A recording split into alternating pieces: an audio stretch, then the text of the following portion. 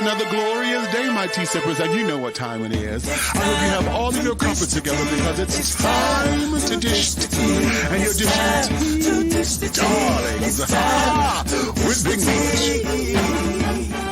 Can't wait. It's time to dish tea with Big Meat. It's time to dish tea with Big Meat. It's time to dish tea with Big Meat. It's time to dish tea with Big Meat. Darling.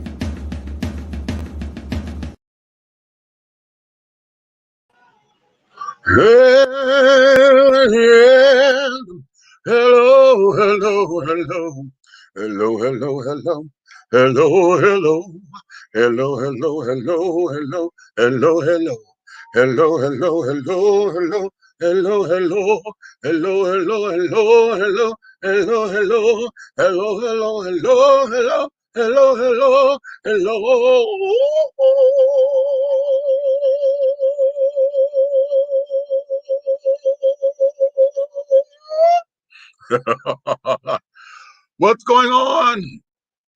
What's going on to all of my tea sippers, my crumpet dunkers, my tea brewers, my pot stirrers, and my tea leaf readers, honey. I know you got all of your crumpets together, my darling, because it is time to dish tea, and you're dishing tea, darlings, with Big Meats. What's your tea, children? What is your tea? I had to come in a little bit later because I'm sitting up here. I had to fix my little din and carrying on, honey. I was making me some nachos, and I had to get this burger done because I had this ground beef up in here that needed to have been cooked like right away.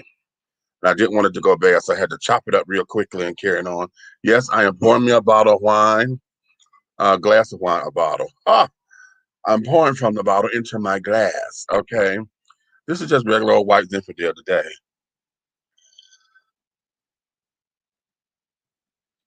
Ooh. Oh, okay. That's cute, lovely, and carrying on. Wait a minute, where are my peeps? I'm looking for my co-hosts and them to come on up in here. And I know that I sent the link, but I got to make sure everything is everything and everything is okay. But it's going to be one of those nights, children. One of those nights you feel like getting down hard. Okay. So having said that, we're gonna take on a topic that we should have did last night, that we were trying to do, but we didn't. Okay, because we danced around it and time got away from us because of the other stuff that was on board.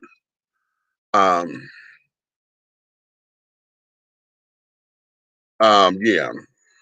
And look at this, I'm fucking up. I'm gonna be trying to send the link and I sent it to the wrong people. Ha ha ha. Okay. And that there is that.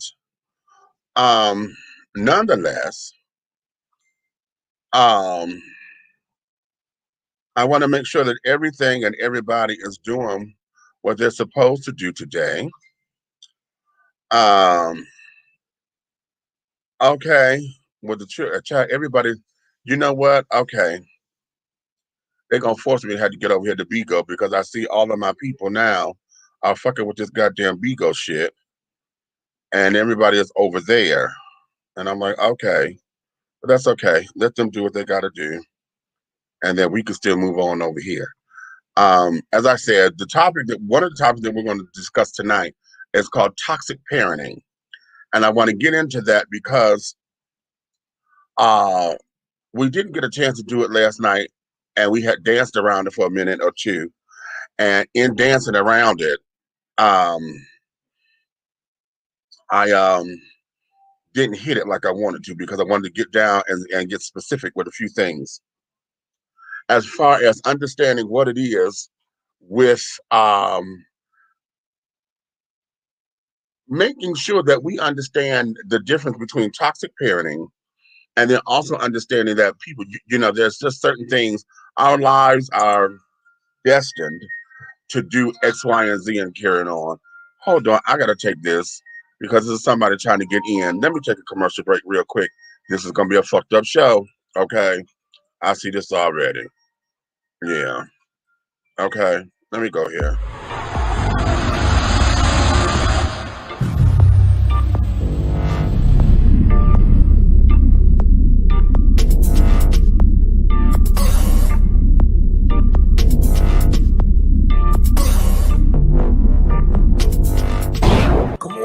Okay, black on. Get into it. Black on. Look at that David Ford right there. That's his thing.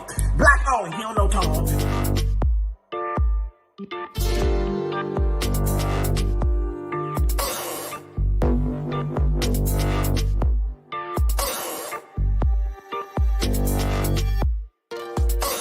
Look at that David Ford. That's his thing. He don't know Tom. Yeah.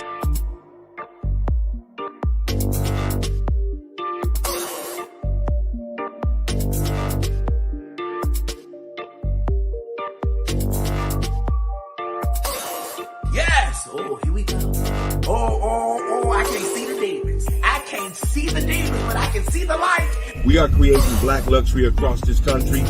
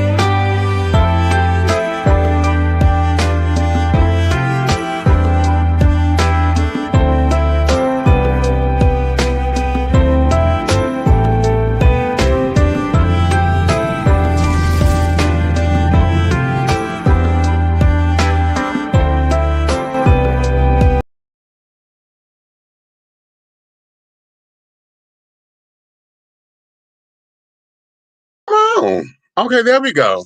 Hey, we are back. I'm sitting up here tapping shit. And hell, all right. I had to run outside and do this and do that. Somebody had pulled up and things, and oh, it's all good. So we are back, and we're finna go to get into this show and do it the way that we know how to do it, honey. I'm waiting on my co-host, whatever they decide to show up, if they show up. But nonetheless, let's get here. Let me read to y'all how I wrote this up today so that y'all can understand where we're going, okay? Now today, like I said, one of the topics um is going to be the toxic parenting again. I'm so sick and tired of my people, baby. To see how Black folks like to shop, you can either tell when folks got their stimulus, their income taxes, or their food stamps, and sometimes all three. But because this Easter weekend happens to be the first of the month as well, darling, either I'm on my period, which I believe I am because I'm late. Okay, I'm late. And everything just got on my fucking nerves today. Okay, with Black folks and how they shopping and shit. Okay, then we're gonna talk about this story. I'm gonna show y'all the news clip that an 8-year-old was vaccinated, and they claim mistakenly. Really, really, we're gonna talk about that. Okay, um, we're gonna talk about that. We're gonna stir that pot up because I got some choice words about that particular shenanigan. Toxic parenting. After watching Tina Turner documentary and the genius ARETHA, I want us to look at the effects of what toxic parenting is, and I want us to discuss if it leads to a child's destiny or to a child's demise. Okay?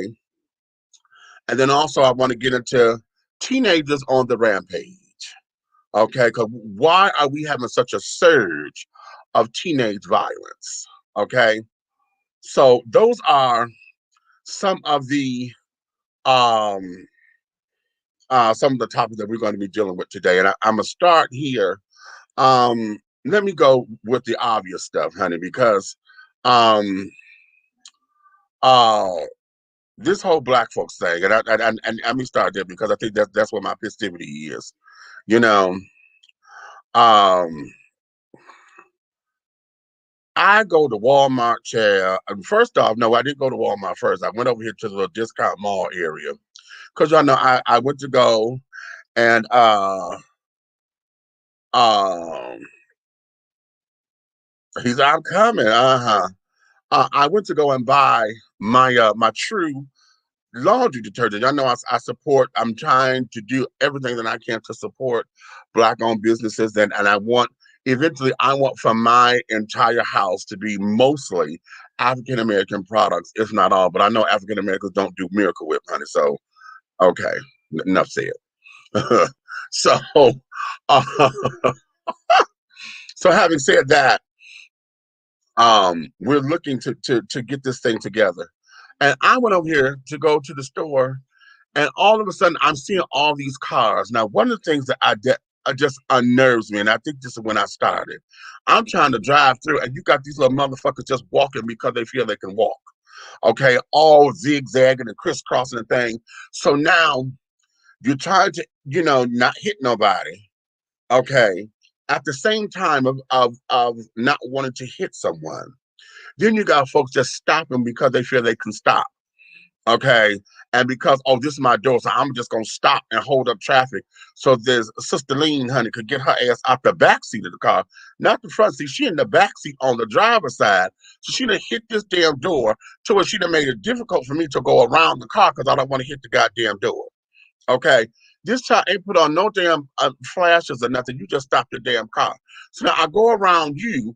Now I'm in the opposite lane because traffic want to start coming my way. Okay. So in coming my way, then I'm trying to move over, but now here these motherfuckers come running across, and then they don't want to just cross like they got someplace to do. They want to take their time and scuff their goddamn feet. Okay. So that was just on my brain cell today. I just, that was just bothering me today. I'm like, okay, this ain't a good day for me. not to be out like this. You know what I'm saying? Let me hurry up so I can go home because I know it's me. Okay, I know it's me. I know it's me. So fine. I go in here trying to get the damn parking spot. I got my spot and carrying on. Motherfuckers ride my ass and things. So okay, go in here, get my stuff, come on back out. Now I'm going down here to Walmart. So found me a spot at Walmart.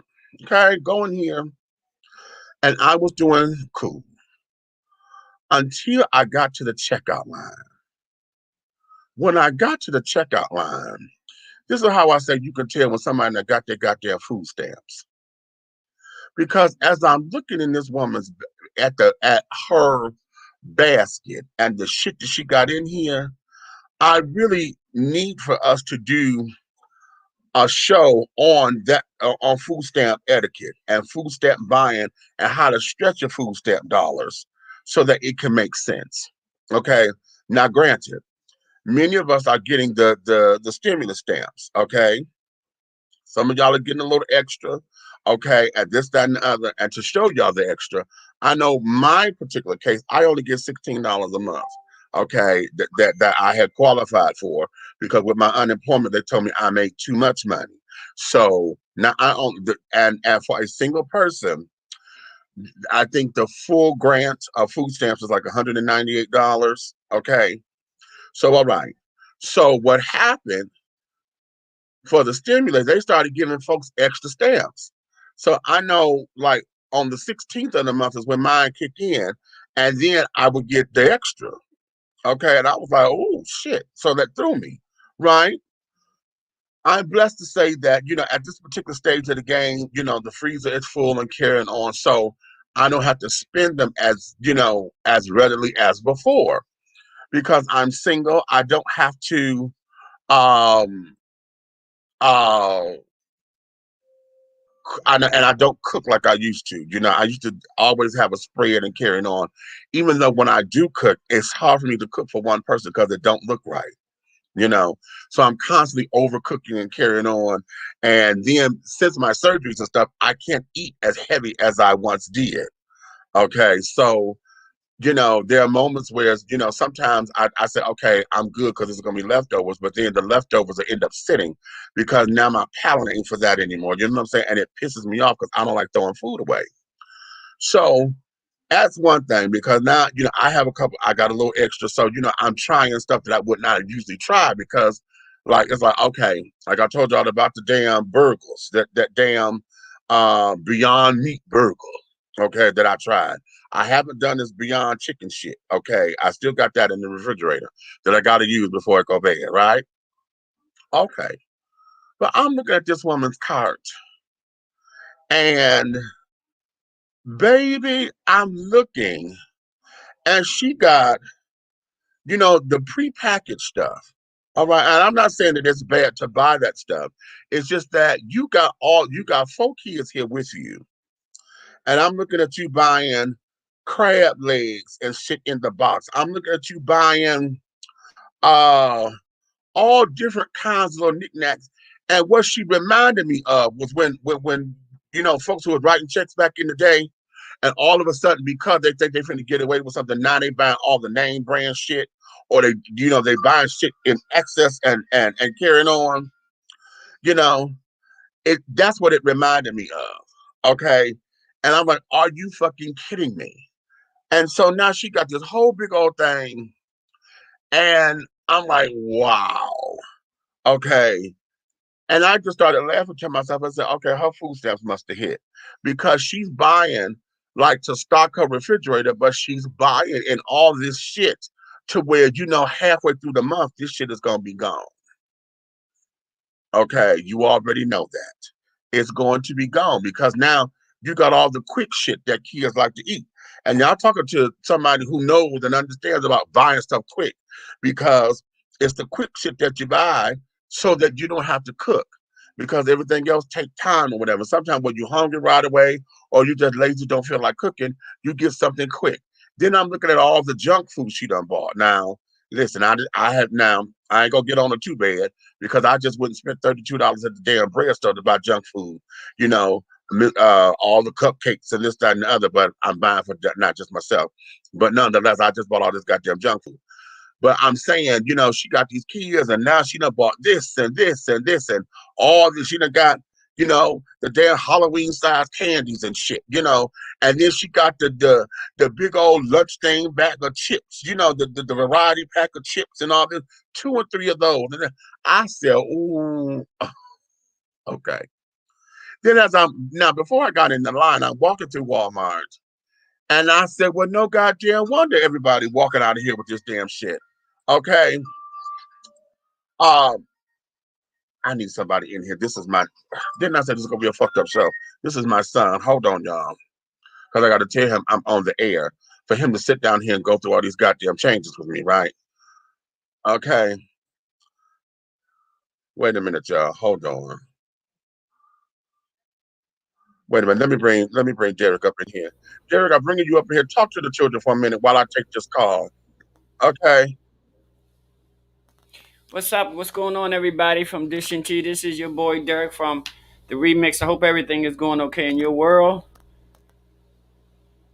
Amy, I agree about the food stamps. I don't. Okay, the food. But back in the day when I was eligible, I used to buy 30 breakfast, lunch, and dinners for 4 people, and that way, the only thing I would only need was milk. Oh, well, all right for your wonderful shopping skills, Miss Amy. Y'all know I'm coming in on the back end, so I'm rereading these comments so I can figure out where we at. Cause I'm good with feeling my way, honey. I'll figure something else out. Okay. The rudest of some of these youngsters. Ooh, we ain't gonna talk about that. We're not gonna talk about. Hey, Miss Barbara, I guess you in the room. I'm just. Hey to everybody. Hey to Eric. Hey to Amy. Hey to Miss Barbara, my girl. I haven't seen her in like 22 years and 72 Sundays. My brother Tracy. What's going on, Tracy? Philly in the house. My girl Amy from. Well, she's from Southern Maryland, but I always say Annapolis. So, girl, once I adopted you from Annapolis, that's whenever I introduce you to anybody, that's Amy from Annapolis. She's not from Annapolis, y'all. Don't pay me no mind, but you know what I'm talking about. She's from down the country. But that's my girl. Oh my God, we've been friends for, I don't want to count the many years, but I don't know. We've been friends for a long time, and I'm grateful. So I see y'all was talking about food stamps. What was the subject on the food stamps? I know they said that the government was gonna give everybody $95 more a month on their food stamps. I don't know if that happened last month or if that's going to happen this month. I don't know, but if somebody can give me a little insight, or did they already do it, or they're going to boost it again? Because I know at one point in time they did give a little bit more on the stamps. So my question is, are they going to are they attempting to boost? Hey, Eric, praise the Lord. Okay, what's going on? Okay, right. Well, enlighten me on where I tried to fill it in, but you know what, Helena would have guessed. As y'all know, I'm Big E from Get Off My Lawn Live, CEO of Nightheart Network. Okay, I've been in the show the whole time, but I've been trying to cook and eat, so now I'm going to be rude because I don't want my brother thinking that we ain't trying to help out. I am not on Bigo, sir. I am not. I'm here with you. Now, here's the thing, y'all. In terms of the discussion is, now that we are here at Easter and these people have these extra means of income to go shopping with, their shopping habits seem to be different. My regards and response to that is not completely. Understand that more times than not, Easter comes around this time of year. And this time of year, of course, is still in the midst of tax baller season, okay? Now, because we have extra means of income this time around, in other words, we got the stimulus money coming in. Some people got their small business loans going on.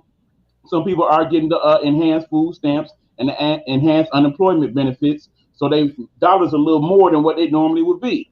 So that being said, yes, some people, they are splurging in regards to that. But keep in mind, these industries, these big box stores are feeding into that frenzy. If you notice, when you go to Walmart or Kroger or whatnot, you see more television sets. You see more electronic equipment and video games. You see when you go to the grocery stores, more crab legs available, more steaks, more big ticket items that people, if they have money, would invest in. And because they have money, they are investing in. Now, that being said, he basically mentioned, okay, we should get into a discussion about food stamp etiquette and spending your food stamps wisely. Half these folks, Well, no, I ain't gonna say half. Let's put about 20%. 20% of these people, they don't spend their allotted food stamp money on themselves. They use that as an opportunity to make additional cash for their other habits, so to speak. The two for one deal. Okay. Y'all all know what the 2-for-1 deal is about. Okay, I got Okay. $150 worth of stamps. You pay me 75, you can get this $150 worth of stamps. And then for that 75, I can buy what I really want to buy, which oftentimes is stuff like liquor and herbal medicines and other stuff, bad Okay. habit scenarios that we will not mention here on the show. But no, like I said, that's only part of the scenario. Now, the other thing is people understand that we still are in the midst of a full blown pandemic, y'all. I know some of the states have open things, open them busted wide open and whatnot. Go do your thing. And I know in terms of the pandemic, a lot of these stores they never closed at all during any of this. But that being said, you should be concerned if you are going in the store, whether it's a holiday or not, and everybody and their mama is up in there. Because even if they are masked up, they're not practicing proper social distancing in terms of some of the masks they wear. They be toilet paper thin, just good enough so they can be not vilified or be bothered. I have a mask, but sir, I can see your teeth through the mask. That's how thin it is. That's really not helping anything. Also, I do not understand why when you can find time, you find somebody to watch Man and them while you go to the club, go to the movies, go hang out with your homies, but then will not invest in that same thing when you need to do something important like go buy food for the family. I Parents, y'all know this throws y'all off when you bring them 2 or 3 kids to a grocery store and they see the candy and the cereal and whatnot. Oh, I want this, I want this. No, you're not going to properly concentrate on what you need to do at that point because not only are you shopping at that point, but you're parenting at the same time. And they do not understand why they cannot have what you want them to have. Okay, let's go to the comments here. What we got? Okay, lady was in the Walmart buying hella name brand food and being bougie because she was getting more or just getting her stamps. Absolutely, that's exactly what it was, Amy. Because these people have these extra means of income, you figure I might as well try something I ain't never tried before. I done had steak before. This time I try steak and crab legs. I done got one lobster tail, but now I got money. I'm gonna get 3 lobster tails. And notice that All there are packages in. right. Okay. There are Now, now, packages. Go ahead. now, let us also let us not always we like to tell people, we like to give our insight, but we most definitely pay homage to those who spend their stamps wisely. We're grateful to you. You know what I'm saying? You guys are a little bit above the norm, but it is what it is, and unfortunately, that has been going on for years, even back when they had paper food stamps. So, Exactly. I mean, the government when they first initiated, which was the dumbest thing in the world I ever heard, when they first initiated the EBT card, one of their main reasonings for issuing this EBT card was because they thought that it would stop people from selling food stamps. Guess what? You Mm-hmm. thought wrong. Mm-hmm. You thought real wrong. Because Mm-hmm. I mean, back then I was thinking the same thing too. But then I was like, well, you know what? Unfortunately, we live in a society when one man fixed something, another man finds a way to get around it. And boo, they did. Like I said, folks, there are people who sit there and spend their entire day scamming, thinking of schemes in order to benefit themselves, not having to work or not having to support themselves with a legitimate income. There are people that will sit there and be like, okay, this is the stamps. Let me look up what the stamps consist of. Let me look up how you can get them or whatnot. And then they will take that knowledge, flip it, and then figure out, okay, this is what I could do now to get over on the system. Some people's minds think like that. They use their powers for evil, okay? The Legion of Doom exists. Those are the scammers, the people that are looking to get over on us, the people that look at it like they owe us. So I'm gonna get mine that way.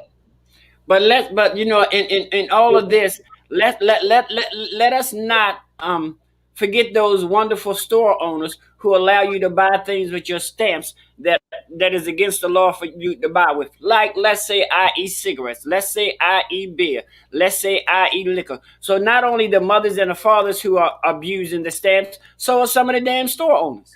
because they want your money. So, and instead Right. of bringing it up as food, they will ring it up as food miscellaneous or miscellaneous food, what have you. So you don't even know what it was. It's counted in their paperwork. It's counted in terms of, you know, them getting their money. They actually taxing you for it, which is stupid because you know that when you get your food and whatnot, there is no tax, but they find a ways around it by doing it miscellaneous. And in the end, they win. You win because you got that liquor and stuff you wanted with it. But in the end, the system don't win because now you getting all this extra money that could have went to a family that actually needed it. Remember, some of these people have 5, 6, 7 kids, and yeah, you would think they get a nice amount of food stamps, but it's not enough to feed all them jokers. Especially, especially if you don't, especially if you don't know how to shop. Mm-hmm. Yeah, I see you, Miss Pat. You say I wish I got some stamps like hot crabs. Yeah, and I understand that. But like I said, it would benefit you more, Miss Pat, because one, you're gonna get what you need. And guess what? You being you, and with those extra stamps, I already know you're gonna use that to feed the homeless, because that's what you do. That is Yeah, part of your life mission. because I know here in Baltimore you can actually buy some places you can buy steamed crabs with food stamps. Well, you know, that being Baltimore, they're a little more readily available. So I understand that.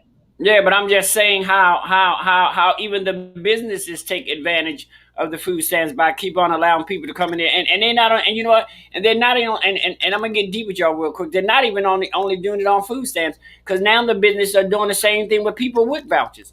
They're giving people cash for their wood vouchers. Right. And let me mention something to y'all right now.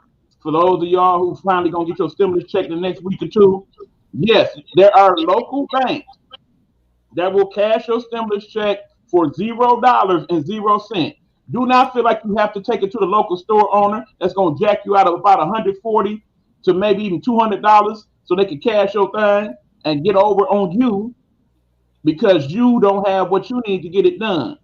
If you have an identification card, if you have an identification number, if you have a social security card and a birth certificate, you can use those things to go to the bank and purchase you the necessary means to get your full amount of 1,400. That is a government cash out check. As long as you can identify yourself in some way, shape, or form, they will cash that check for you without taking out all those ridiculous fees that some of these local jokers are doing.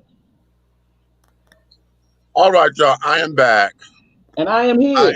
I told you. But now I gotta be rude and eat on the air. So keep going.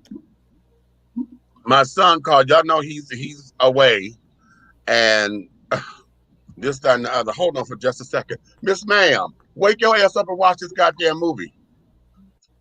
Hello, Mahalia Jackson is on Lifetime, y'all. Nice. Oh wow, Okay. I have to watch Yeah. her. Yeah, the Mahalia Jackson story. Yeah. And my daughter is here, honey. Wanted to make sure. Oh, I need to watch it. I need to watch it. And her ass over here knocked out, going to sleep. Okay. Excuse my rudeness, y'all. So here it is. Okay. Now I came in on that. I had to turn the volume down, so I didn't hear everything, but I came in on some good parts of this. Let me say this, children. One of the things that a lot of folks are afraid of is being on paper. Y'all would rather go and give 2% of your money to a goddamn check cashing place, or worse in some instances, than versus going to open up a goddamn checking account. Okay, I see this with folks with jobs. You don't get direct deposit from your damn job because you want the paper check. Right. And then you sit down here and go to a check cashing place where they take 2% or better of your motherfucking money. So you can sit down there and put your thumbprint on it and this, that, and the other. A year to cash your check. Okay, to get your shit. Okay, then you mad because you short. Exactly. Okay. Now, with the food stamp thing and carrying on, yes, I know working in retail before, I used to work for a corner store, and it's something that is some kind of credit that businesses get whenever they accept food stamps. That is correct. Okay. So what happens, especially back when we had the paper stamps, okay? Because a lot of the time, remember, back when we had the paper stamps, child, you couldn't spend the $5 or the $10 stamp without the book. I don't understand why, but you couldn't spend those without the book. And then there were certain stores that would let you come in if you didn't have it in the book or whatever, and they would take those stamps. Well, somehow the stores would get paid. There was a government kickback that they were getting for them accepting those food stamps. Yeah. So now they would go through and accept it and be illegal with it and let you buy shit you ain't supposed to buy on the stamp so that they could get the credit for taking the stamps. See? And so, and then here's something that I find to be rather interesting. Now, you would let folks sit up here and buy all this exotic shit, okay? Crab legs and sushi and that kind of shit. But you won't let them go to the delicatessen and buy a prepared meal. Right. Okay. Maybe they don't have time to cook and they're trying to get something for their kids so they can get the rotisserie chicken and a couple of sides. You know, you got everything here. Here's where some of these stores then got smart though, at least here in Detroit. Some of these local stores, they have hot food now. And they allow you to use your EBT to purchase that hot food. But you know what? And one thing Meech forgot to add, even back then when we had the paper food stamps, it was another requirement with using them too, but without them being in the book. You had to have your green card with your name on it and any proxy that could use your food stamps. Oh, that was right at the beginning of that. Oh, girl. Right. Oh, yes. Did you take me all the way back there? Yeah, he took you there. Oh, that was right at the beginning of food stamps. That's right. Because you had to sign the books. Did y'all remember how to sign the books? You had to come in every month, stand in that line, show them your ID. You had to count your food stamps and sign that got X amount of food stamps, and you also had to show that green card. Yeah. See, my mother, she was smart though. She went to the local store. This is my son. I can't be coming up here because I be off for work and what have you.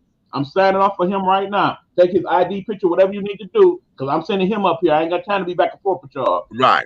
But then after a while, like we said, after a while, it really didn't matter because anybody could go. You, like he said, you could back then. The only thing you could have out the book was $1 food stamp. Was the brown dollar, the brown and white. Always had to be connected to the book, and they were every time you use a food stamp, they were supposed to compare the number on the food stamp to the food stamp book. Ain't nobody do that shit. Ain't nobody do none of that. Nope. Which was dumb. I never understood that, but at the same time, that was just government shit to make sure that you were compliant with their little rules, and that was just another little way for them to knock you off the system if you didn't comply. Right. Okay? Right. But here now that we're here, and I always said this when food stamps went to EBT cards.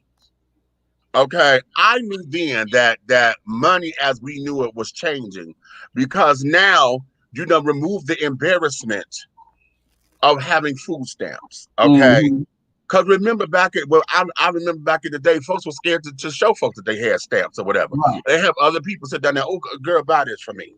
You know, and sit down there, slide you the food stamp on the slide, and this, that, and the other. Well, now the EBT card, honey, if you pull it out. Don't know if nobody's right up on you when you pull it out. Okay, it look like a regular credit card. Well, now everybody that got so sophisticated now to where everybody's EBT card has their state emblem on it and shit. I know the Georgia Peach card got this big ass. It's a green card that says Georgia with this big ass peach on it. Okay, so you know what it is. Michigan's card, honey, the Bridge card had the Michigan. It still got the Golden Gate. I mean, not the Golden Gate. What's the name of the ambassador? The ambassador bridge on at least it did. Okay. Did they change it? Hold on, y'all need to see my number. Okay. Protect the credentials. Protect the credentials. But Meech, you know what? But I found out one thing that they did with these cards is, which a lot of people don't realize, is these cards are universal. Yes. I can take my card to Georgia and still use my stamp and he can That's right. Right. That's right. Which is why the whole system, the SNAP system, Okay, what does that stand for?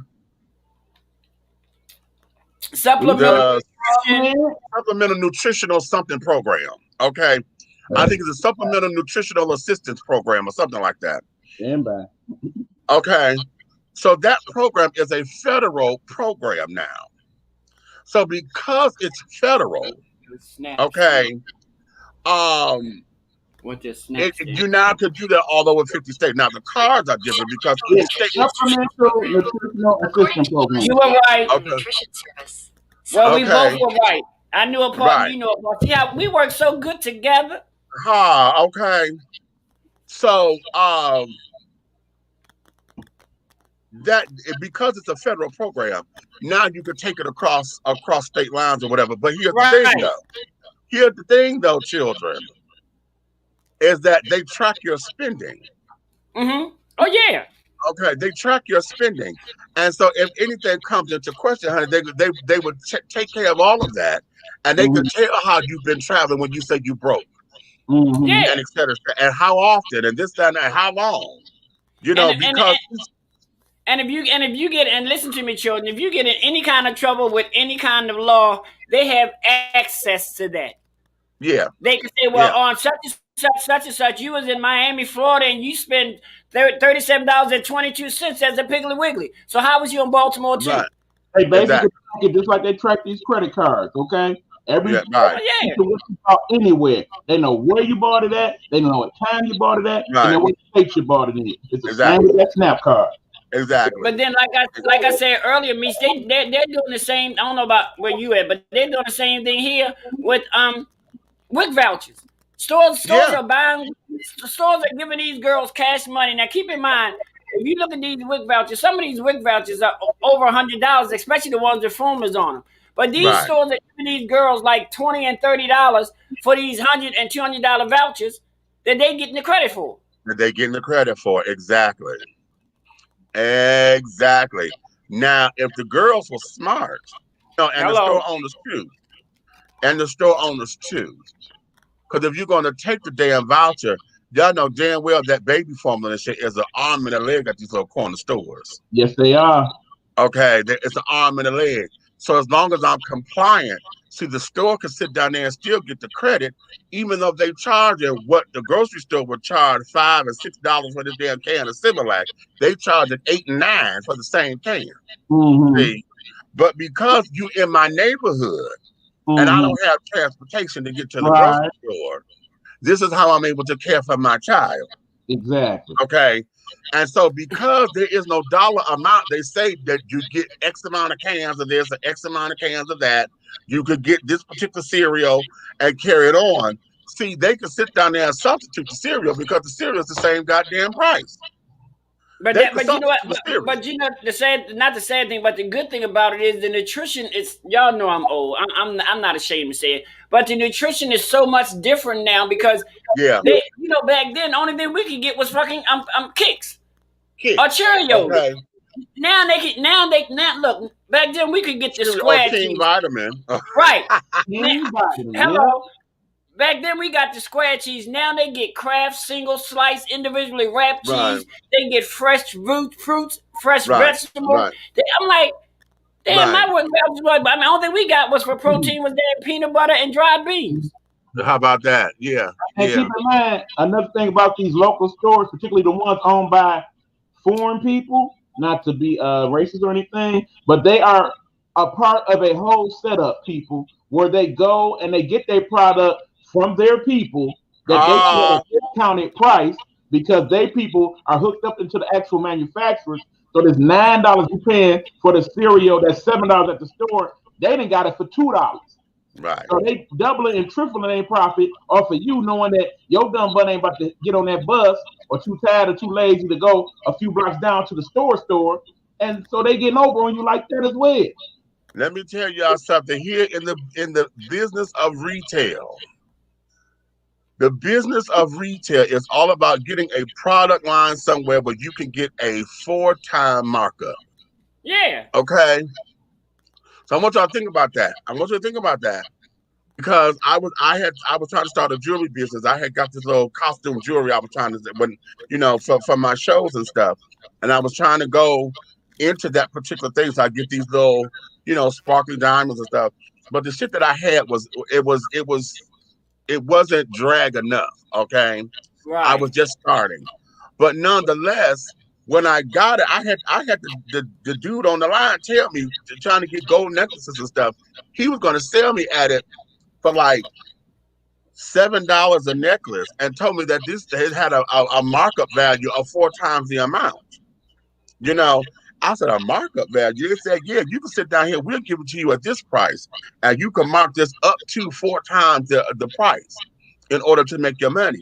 So anytime you go to a store, when you look at jewelry, when you look at this and the other, honey, remember you're always paying retail price, not the seller's price or whatever, or whatever. And even when you go in thinking that you're getting wholesale, that's still marked up too. Mm-hmm. Okay.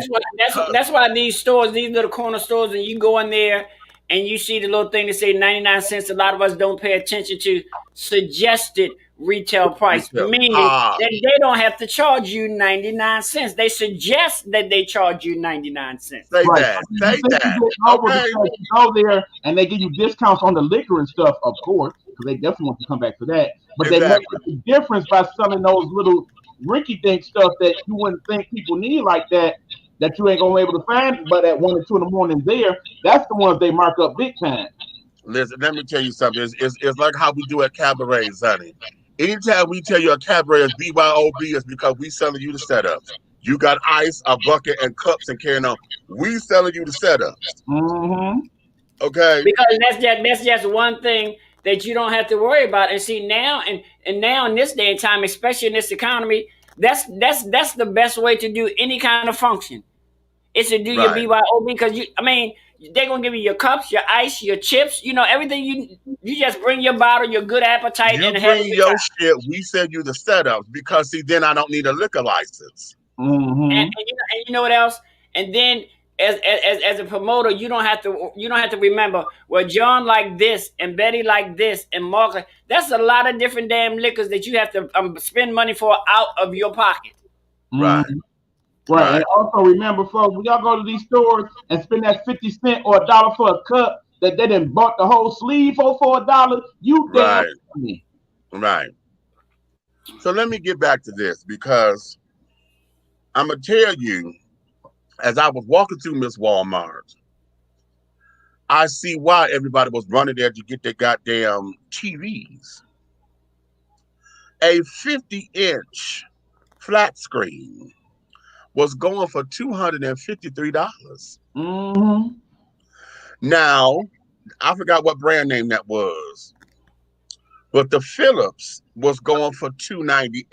Mm-hmm. Now, Philips was a brother brand because Philips, Yeah. Listen, the Right. that other one thing. must have been a Vizio.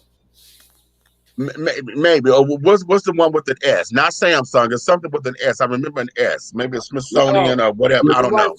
It's SONYA or something like that. Sony? Okay. Okay. Might have been a Sony, yeah. So it could have been Sony. Mhm. Okay. But nonetheless, I was like, really? No wonder everybody's running up in here with the stimulus and shit and buying these goddamn TVs. Because that 50-inch is Right. rather cute, honey. And It's a theater. you gotta understand, folks, remember. Sanyo. Thank you, Right. Marla. That's Thank right. you, Doc. Sanyo. There we go. Right, that's right. Now remember, y'all, Christmas wasn't hitting like it normally do this year, okay? So all they simply did was take all the TVs off the showroom floor in January, put them up because they know this time of year is coming. And so now they're wheeling them back out like, look, brand new, even cheap. Right. They're trying to Right. take these out the way so they can bring in the newer model. Okay. Hey, Well, wait a minute. Princess. I was getting ready to say the same thing. I am sorry to say there's a lot of foreigners stand in line and get free food at the giveaway. I'll be wondering if they have a store and give it away for free, and we give boxes of food away. Well, The But you know what? Ask yourself a question. Ask yourself a question. If you owned the store, mm-hmm. wouldn't you mark your stuff up too? Well, see, here's the Okay. In here's the order, in problem. order, in order to survive, I'm not gonna say you're gonna get a 79-cent Pepsi at Sam's Club and mark it up to $2. Now that's just a bit much, but people do it. But see, here's the They problem. do it. Okay, in the neighborhood, you got them 4 or 5 stores owned by. Okay, let me not use that term. New Americans. New Yeah, Americans. New Americans, right? Then you have the one store owned by the brother man. Now here's the thing: if the brother man is charging what you should be getting, but the other people are charging double and triple, that's one thing. So in the end, he may make out okay, but he's not gonna make out nearly as good as them. But more times Right. they come into it like, well, if they getting $5 or $6, I'm gonna charge $5 or $6. Now we all know it's a ripoff, but see, we won't question them so much. We'll go to the brother man and be like, why you doing your people like that? Why you gotta charge them all that? You know you getting over. You know there's only such and such at Walmart or You whatnot. know what? Don't you start? And- Because that bullshit right there Right. gets up That's under what my. it is. Right now, That- understanding that it's only 1 or 2 places that brother can go to get his supplies. Meanwhile, the other man, they got places in Dearborn and Livonia and no. Right. They got Right. all the Right. people set up. They work there. They own the places. They have all these other resources that the brother man may not have. And when you go there to try to utilize them as a wholesale business, you don't get the same deals that they do. Nope. No, no. Okay, trust me. Ask me how I know. Okay, I worked but at a lot of this, that's how I know these a things. lot of this, you know, we talk about the inside track of this, but when I talk about my people and how upset I got, and I know I'm on my period because I'm telling you the way how it, the way how it made me mad today. I know. I said, oh, okay, and then I had to think about it. I said, oh, bitch, you late because usually I'm the 3rd week of the month, but I'm late. Okay. But I'm telling y'all, this shit got under my skin so bad today. And you don't want to get in nobody's business because I can't tell nobody how to spend their money, what to spend their money on, because they not me. I know folks that might look at my basket and be like, bitch, what the fuck are you doing? You know, and have the same and will have the same commentary that I'm having for them. Okay. At the same time, though, me not knowing their business and them not knowing mine as far as how responsible we are with money and this, that, and the other, what my household is and blah, blah, blah. The problem that I have is that there are moments where you can feel it in your spirit. You know when you know what you see. You know what the fuck it is that you see. Okay? You know that these children sitting up here going through all of this because now it's as if they act as if they never had, and now they got it, they got to flaunt it and floss it.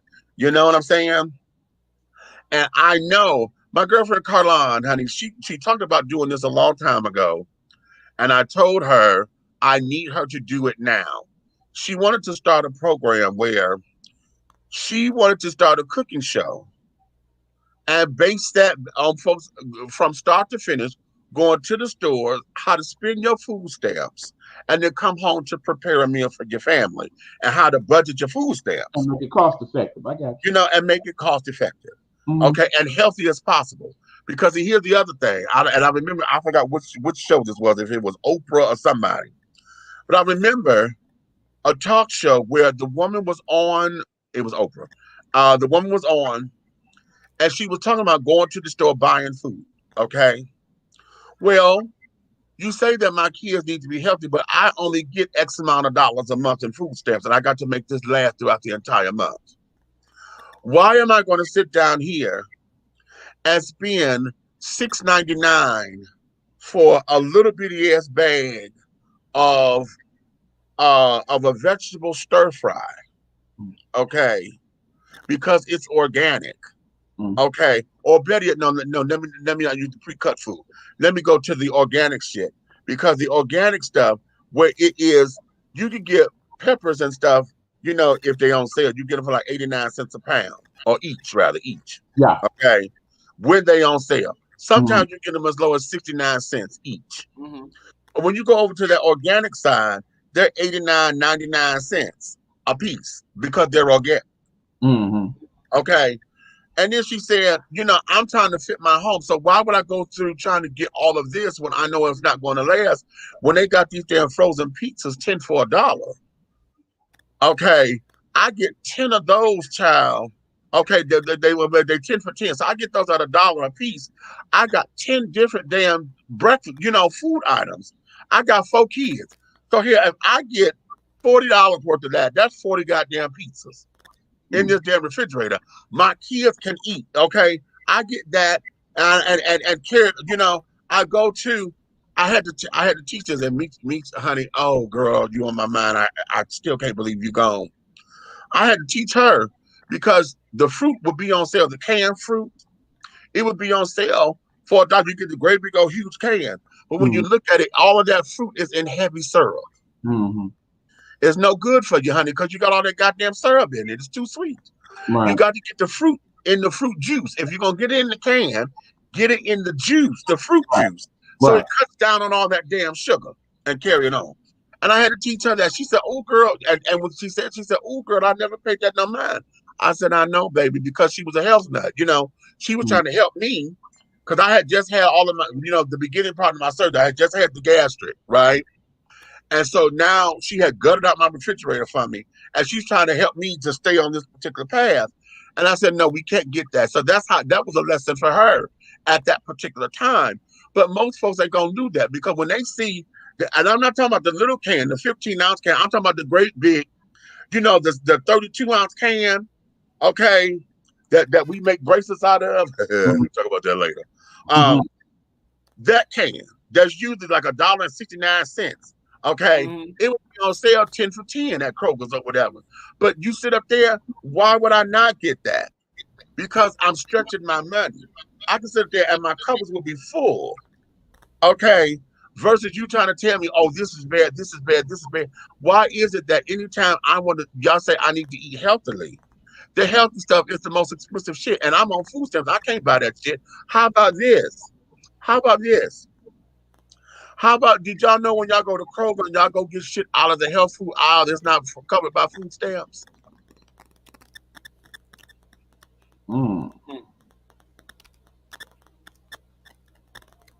A lot of it is not covered by food stamps. Ask me how I know. I go get my throat coat tea. Do tell. My traditional medicines is in the health food. That's tea. It's tea. But it don't come up on your food stamps, and I have to pay cash for that. When every time, and I do it on purpose just to make sure. I go through and I swipe my card, and it'll tell me, okay, well, you have a balance of $4.06 or whatever the tea was. Okay, I like a balance. They say, yeah, this ain't covered because it's considered it's in the health food store. It's an anomaly. Okay, so I'm like, really? Okay, you try to do all that. Now, some items are like the Nature's Best brand cereal, okay, which is a really good cereal. Now, the thing of it is, I remember when it was 99 cents a box. Okay. We owe. No, this is just recently. This is just recently because Nature's Best is a relatively new cereal company. Within the last 10 years. It was 99 cents a box at one point because nobody bought it. Where now people started getting into it, and so now it done became to where now that shit is like $3 or $4 a box now. Okay. So when we have that to consider, the food stamp thing, a lot of people, get into that particular thing. But the point that I was making today is that you this because everything about it just feels that way. It's one thing when you sit out there and you have your own opinion about it. But here we go. It's another thing when you feel that energy and it's like, bitch, you just got your damn food stamps today because now you ain't thought about no motherfucking crab meat. Now you got all this goddamn, and then it wasn't just crab, bitch. You got to get the what was it? It was the crab something. It was something special to where it got all the little bells and whistles and shit with it. You know what I'm saying? And I don't know, baby, when I tell you that shit just pissed me off today, it just pissed me off today because I wish that there was, I wish I had the magic wand to just sit down here and just say, listen, black folks, we got to do better, and we start to do better. Because they say once you learn better, you do better. I'm starting to question that. I'm gonna say once you learn better, those who apply it will do better. Derek, Okay, those talk who to Derek. apply it Talk will to do Derek. better. Go, That's Derek. that's your big sister big slogan for this year. Just because you know better don't mean you do better. Exactly. Because oftentimes if we done got all into we set in our ways, quote unquote. I know how to clean up my goddamn house. I'm lazy at the moment, and I know my house is a representation of my depression. I don't see that I'm depressed, but my house shows it. Okay, this is the physical manifestation of what my depression is. Okay, and every time I try to attempt to do something, I get a brain freeze. I melt. And so that Hold there on. is that. Hold on. I gotta What's shut up? out. Gotta shut out our big brother Joe. What's going on, Joe? I was gonna shout him out, honey. Give him a minute. Let him catch the show. Okay. He don't get an automatic shout out, damn it. They don't automatically shout us out. Shit. Hey, Joe. Hey, Okay. Joe. That Not ain't true. automatically. I'm talking about not on the air talk. Now they come to the comments, cute. I see Yeah. you in the comments. Yeah. But hold on a minute. Let him ride out a little minute. Hey Joe, what's up? Okay, I like fucking with Joe, honey. Because I like And for those of y'all who don't know, Joe was over there with Stan and them over there behind the blue curtain. Yeah, they had a Okay. great Oh, conversation. Y'all check that on that's replay. I already said I already said I don't know who Joe is, but I know. Hey, what's Yeah. up, Joe? What's up, Okay. Joe? Yeah. Over there with my boy Stan and them, they gets down. Yeah, they do. Okay. So here we go. That day was just on my brain cells, and I really wish that we as a people, okay. Hey, what's up, Mr. Pink Pie? You know that's your. How you doing, Pink Pie? Okay.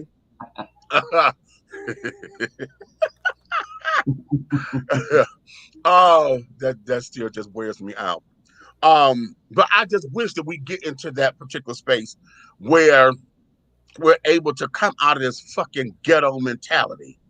I'm tired of us accepting the fact that because we in the hood, that this is hood behavior. This is what we as blacks do.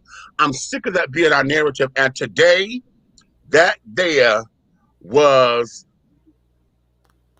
today it just got up under my skin today. Mm-hmm. Okay. But let's transition into this. Okay.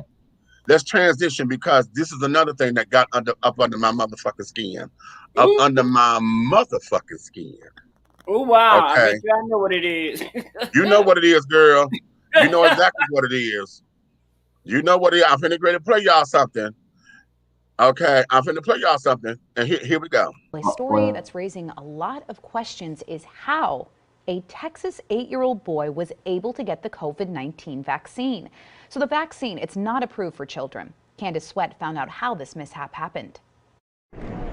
People have been registering in Dallas County for the COVID vaccine for months, entering information through an online form. If they've got a QR code, part of our assumption is they understand who should be registered and who should not. But one dad says he didn't understand. He was able to register his 8-year-old son and got an appointment at a Dallas County site operated by first responders. Pediatrician Marshall Okendo says the child's father thought that because he was able to register and was given a QR code, it was okay to get him vaccinated. When he got an appointment, he was like, okay, we all got an appointment, let's go. It was only after his son started having side effects and talking to Dr. Okendo that the boy's father realized a mistake had been made. We don't have the data, especially under the age of 12. We have no data that says if it works, if it's safe, how much, when should we use it, how much should we use it, what kids can get it, what kids can't. Grand Prairie Fire Chief Robert Fite confirmed the boy was given a vaccine and plans to track down the paramedic who gave the shot and try to get more insight into how it happened. You know, they're in the car, there's a code, the paramedic did what that paramedic did for thousands of others for that day and went ahead and gave the vaccination and did not realize it was a child under the age of 18. While Fite plans to investigate on his end, he says they're operating under the authority of Dallas County, and he's looking for answers there as well. We had some questions on how a child under 18 could even get registered. you know, if there was a fail system in place, then we wouldn't even have to worry because you couldn't register. Dr. Oquendo says he's notified the American Pediatric Society and the Dallas County Medical Society about this case and hopes for changes in the registration process. In Dallas, Candace Sweat, NBC5. The Dallas County judge says they are working with the IT department and web developers to make sure this does not happen again. Really? How? In God's name, because I was going to say how in the fuck, but let me be cute. Yeah. How do you not know that the arm that you are poking is a child? Now, I know childs come big. I know childs grow. No, we're not even. But there's no way you going to tell me that you don't know an 8-year-old child. Come on now. There's no way that you got away with it. I don't give a fuck how they had a damn QRT code because it was registered. When you looked in that goddamn car, because it was a drive-up, when you looked in that motherfucking car, you had to get the boy's arm. And you didn't question the father or the parent or whoever was there to say, how old is this child? Right. You didn't question that? Right. Because I'm sorry, I understand we have small people and whatnot, but that being said, don't none of them look like no damn 8-year-old. Let me tell you this. Wait a minute. Had it been someone who, you know, our little people, okay, who always have to prove that they're not the child that they are, okay, that they look to be. Right. Had it been that, they would have asked. Yeah. Had it been, you know what I'm saying, to prove that they are who they are.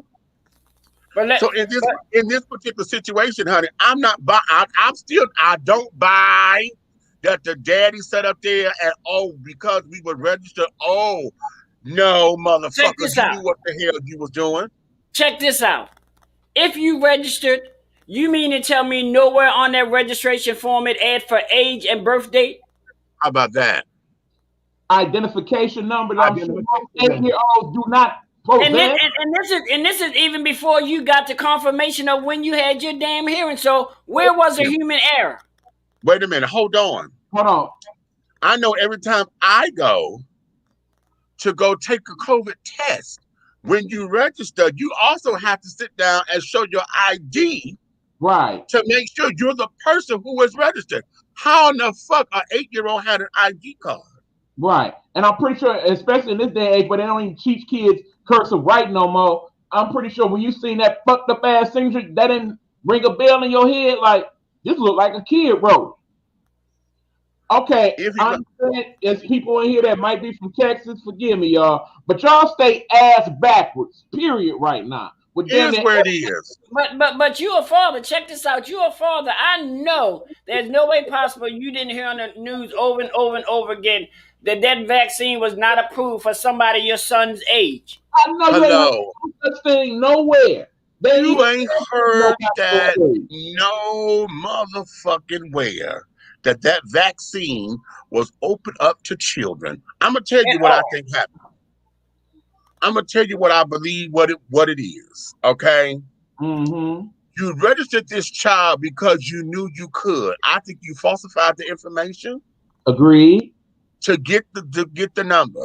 Okay. Mm-hmm. When you got there, I really believe, honey, that whoever did it because they wanted to fucking do it.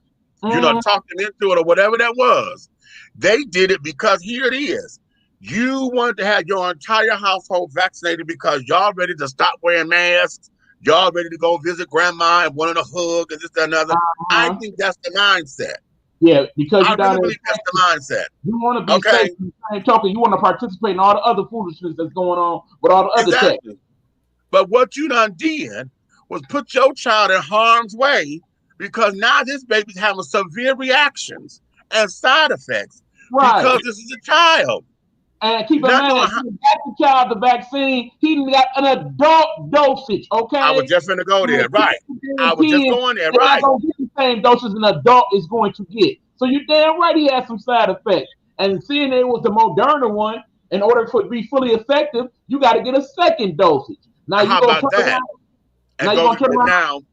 Yeah, that part. But Okay. and y'all may not smell the same thing I smell, but I'm smelling a slight lawsuit trying to emerge through all of Oh this mess. yeah. And Girl, bad. And you already know that. why they contacted the agency they should have contacted was CPS, Child Protective Services. Because you don't deserve your child to be in your custody if none of the type of choices you're making in terms of your child. Okay. Barbara, that's a cute point, but I'm gonna give you that to a point. Maybe he was scared because kids have died too, and also can pass it. I'm just saying. I feel you on that, and that's the whole thing about kids because kids have been asymptomatic and they do pass it. Okay, and carrying on, not knowing that they got it. But hell, kids, listen, that there is kids. Period. That's kids. Period. Okay, kids are damn incubators of fucking disease and carrying on. They carry germs. That kids do Right. that. Right. Okay. They're in and children's immune system. Here's something I want y'all to understand well. Children's immune systems are probably the strongest because they just got here. Right. Okay. They have to fight off so much because everything becomes new. They're kids. They're new to the world. We're the ones as adults, we done got vaccinated and this, that, and the other. We done got into the elements of life. As we get older, then we start to break down. You know what I'm saying? Because now life doesn't happen. Your body doesn't happen. We done had all these different side effects. We done did this. Viruses come new and improved and all that old bullshit. And this is what happens. Okay. So with that being said, that there is that. Okay, which means that the baby could kill the whole family allegedly. Understand that, baby. But the vaccine still ain't for no damn. I don't care how scared the fuck you are. I don't care how scared you are. You should not put your child. You should not put your child not ready for no child. Right, and you should not put your child. Here's where it is, and here's where this is, and you can't tell me because you know enough about it to go get the motherfucking vaccine. You know enough about it and read enough about it on this goddamn thing to know to go and register for the vaccine. You know enough about that. You can't tell me you don't know that you've been paying attention when they say this shit ain't ready for kids. They still talk about this is still they still in trial errors. Now they're talking about maybe 12 to 15. Where in that did they ever not testing on that as in a couple weeks ago? You ain't seen that right. information nowhere, sir. And you know I know right. shit all the goddamn time. Right, but I'm not accepting it. I hear what you're saying, Barbara, but that's cute. And now you know what? I'm gonna give you this. Let me give you this. I would give you that if the people in question are new Americans that done came across the border and have not been exposed to our news, or they know what corona that if they knew like that and haven't been exposed because they up under the wire. But how can they be? Because in order to get that shit, you still got to show ID. Because even if legal documentation, unknown or stupid, you still got to look at the person that actually gave the damn vaccination. Right. So because then when you look at it on everybody, right, and when you look at it, you also got to look at it like let's look at our brothers and sisters who are just getting out of prison and have no form of ID. Ever. Right. Right. Okay. So yeah, I'm telling you everything in me says that this here was a stunt gone wrong because you one of them children that's trying to do X, Y, and Z. I agree, especially since Texas has been against any type of mandated lockdown due to corona. Exactly. I agree. Right. Yeah. Done for the lawsuit, done for all the above. Exactly. She said either way, people are scared and paranoid about the virus, regardless of the paranoia, regardless of this being scared and paranoid. Everybody is, but damn it, I'm not accepting that you gonna sit up there and tell the folks you sat down there and registered your 8-year-old child to get this vaccine. The father did that, not the boy. The little boy did not go in the system. The daddy did. Yeah. Okay, the daddy did it. So now, okay, let's get past that. Okay, let's get past that because the checks and balances here. That's why everybody's at fault. Okay, so the daddy did it, and I would give you. Okay, he's scared and paranoid. All right, so he did it. When they got there to that goddamn testing site, and this is shot number 1, and they didn't sit down there and go through the checks and balance. There was no ID. Didn't nobody look at this child and be like, he's too young, or at least prove that he was old enough. Not to mention, here's another key thing. Usually when they're giving out these shots, they doing either the temperature screening or they're doing some type of questionnaire as to, okay, because in the end, if you have corona at that moment, you're not supposed to be getting the vaccine. You're not supposed to get it anyway. They have to verify that some shape or form. So at some point, that 8-year-old was going to open his mouth, no, I ain't getting no vaccine. And then when you hear that non-bass in the voice, you should at that point be like, hold on, how old are you? Right. And nobody questioned that. Nobody questioned that. See, that's what I'm having a problem with. Now it's up on the investigation, and it wouldn't. Now, let me give y'all this. Had this child not had any damn side effects or whatever, this would have went straight up under the radar. Right. This would have went right up under the radar, and then somebody else would have done it. He'd have told X, Y, and Z, go and this. You know what I'm saying? And this would have been. This is catastrophic. Yes, because this is catastrophic. But what's to say he hasn't already told some of his friends? Well, how about that? Because the child they had to get an appointment. In the first place. Yeah. Right. But see, this. But the question is, but this lies the question. Since he got the first one, is he going to have to get the second one? How about it? But right. Here's the thing. Let's look at the dosage. Maybe for a child, that first one might equal the 2 doses that the child was supposed to get, or might even be too much. How about it might have been too much? Exactly.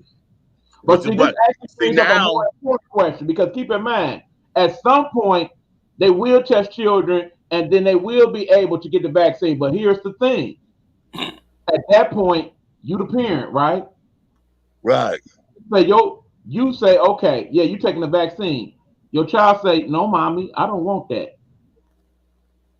How about that? You gonna make your child take it? Okay, then what? Then that's when some parents will really become a parent and say, yes, you're gonna take the shot. Okay. Yeah, I ain't gonna talk you eating up big McDonald's, but when it comes to this here, yeah, you're gonna do what I say this time. Okay. Then what? Right. Okay. Okay. What so is that there becomes this whole big to do about nothing, you know, because whatever side of the fence you on, whether you're gonna take it or not, okay, I'm not gonna take it on this particular go round.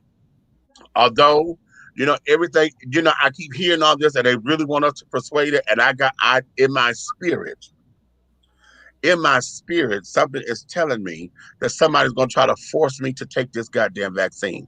Either you got to take it or you can't work or whatever, and put me in a position. I had a dream the other night that I went to go take my pneumonia shot, and they fucked up the shot and gave me the what's the name shot and stayed at the hospital. This was in the dream, and it was done on purpose, and they tried to say, oh, it was a mistake. You know, and I dreamt that just last night, and I was like, oh my God, wait a minute. And I know it's probably my paranoia kicking in, but nonetheless, yeah. You're not scheduled for no pneumonia shot anytime soon, are you, honey? No, I'm not. I'm not. Okay, no, I don't have any health insurance right now. You know, my health insurance ended March 23rd of last year. Because when they let me go from my job, they let me. They all of that was stripped. Now that I'm back, I don't qualify for it because I'm part-time. Hold on, let me address this comment. I'm not sure, but you don't have to sign a waiver stating that you can't sue, Eric. I know you know. Yes, I do know that, but do you also know, Ms. Barbara, that as a child you cannot enter into any type of contract legally? Did you know that? Nobody can enter that contract for you without express permission. Did you know that? So somebody on behalf of that child can actually sue the people that did that. Did you know that? Oh my God, I was just talking about that. What if they make it mandatory? I'm not ready yet. Exactly. Exactly. And I know because I was listening Delta is saying they're not making it mandatory for folks to have a vaccine to travel domestically. But if you're going internationally, yeah. Okay. Because some You got to countries have more. without You it. have to have more than just a negative COVID test. And I'm sure that the borders now, in order to come in from other countries, I know damn well they got to be vaccinated. The same way they're gonna make that mandatory, like it is when we have to go out to other places. And you got to have your vaccines before you go to other countries.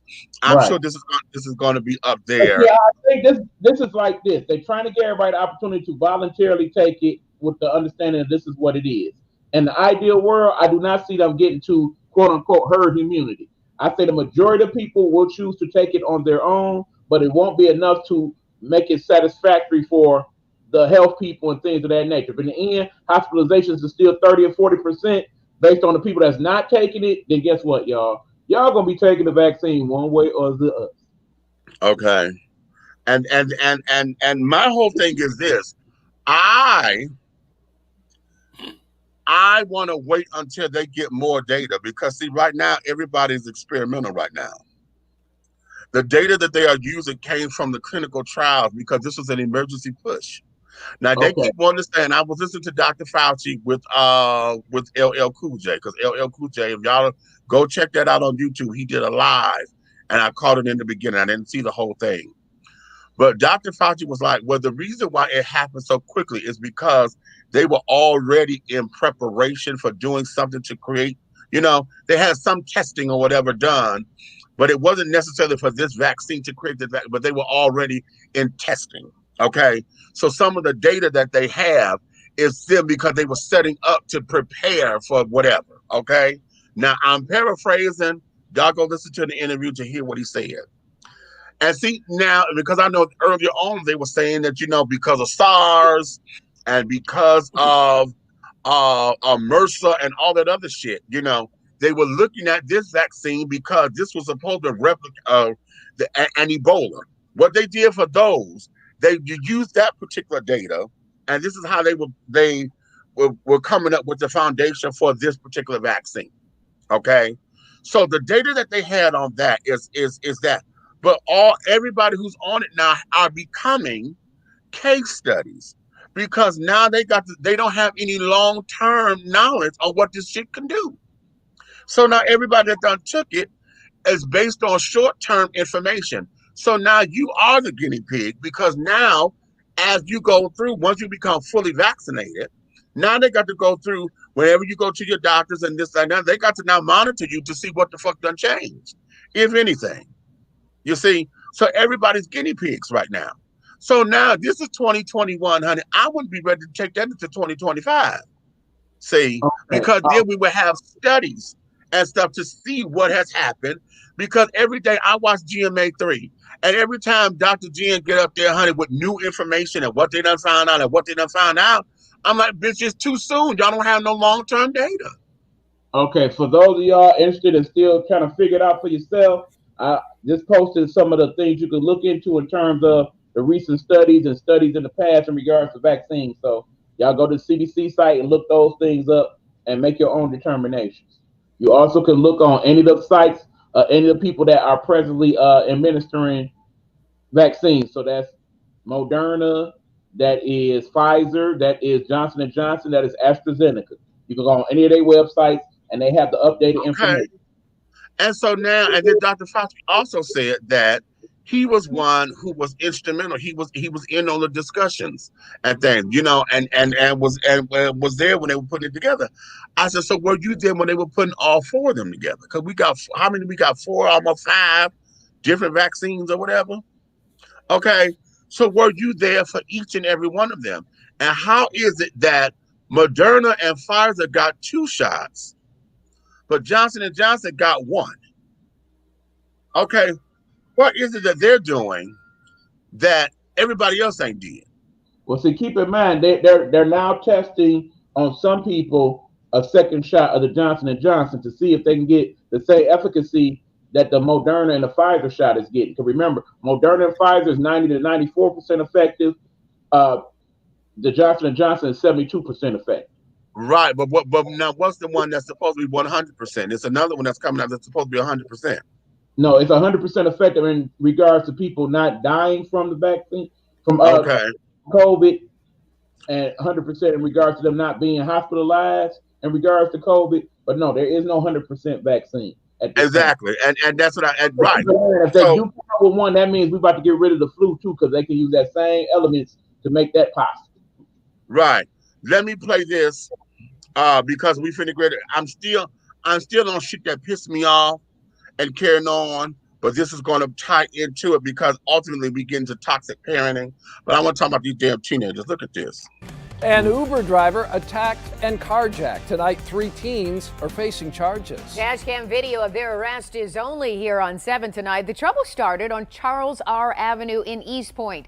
Then police say 2 teens drove the stolen car to the home of the third teen in Warren. 7 investigator Jim Kurtzner is live in Warren right now. Now, Jim, you talked to the parents. What are they saying? 2 sets of parents are not talking with us. The parents who live here in Warren originally told us they didn't know what was going on. Then when they followed their son into court, they stopped talking with us. Can we talk with you? Aren't you one of the moms? Yes, no thank you. That really is the courthouse. What do you make of this? Only on 7, there are 3 teenage boys, whom we're not naming for now, charged with carjacking and unlawful imprisonment, up to life in prison if charged as adults. A judge granting the prosecutor 5 days to make that decision, whether to charge as adults. The judge also ordering them held without bond inside the Macomb County Juvenile Center until that decision is made.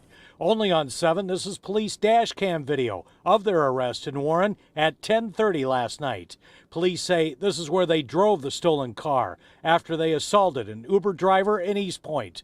Police say they were tracked here by OnStar inside the Uber Cadillac and followed in the air with a chopper from Detroit police. When police arrived, they say 2 of the teens were hiding in the back seat of this SUV. We seen somebody slammed out of my Jeep. I didn't know that they were in the Jeep. My Jeep was unlocked. Their 14-year-old son was arrested inside their basement. I said, what's going on? I wanted to know what was going on. What do you make of it now that we're telling you? I don't know. It's bad. You know, it's just bad. These parents say they don't know the other 2 teens, and they say they had taken their son to a high school basketball game earlier in the night. He was at the game, and maybe he got mixed up with those 2 other boys. I'm not for sure, but I'm finna get to the bottom of it. Now in court, the rap sheets of these 3 teens was read out loud. The charges include disturbing the peace, destruction of property, assaulting and resisting the police. Get this, one of these teens had just gotten out of the juvenile center with this new charge of carjacking. They're going to remain locked up until their case is back in juvenile court, set for December the 12th. Live in Warren, Jim Kurtzner, 7 Action News. All right, thank you so much, Jim.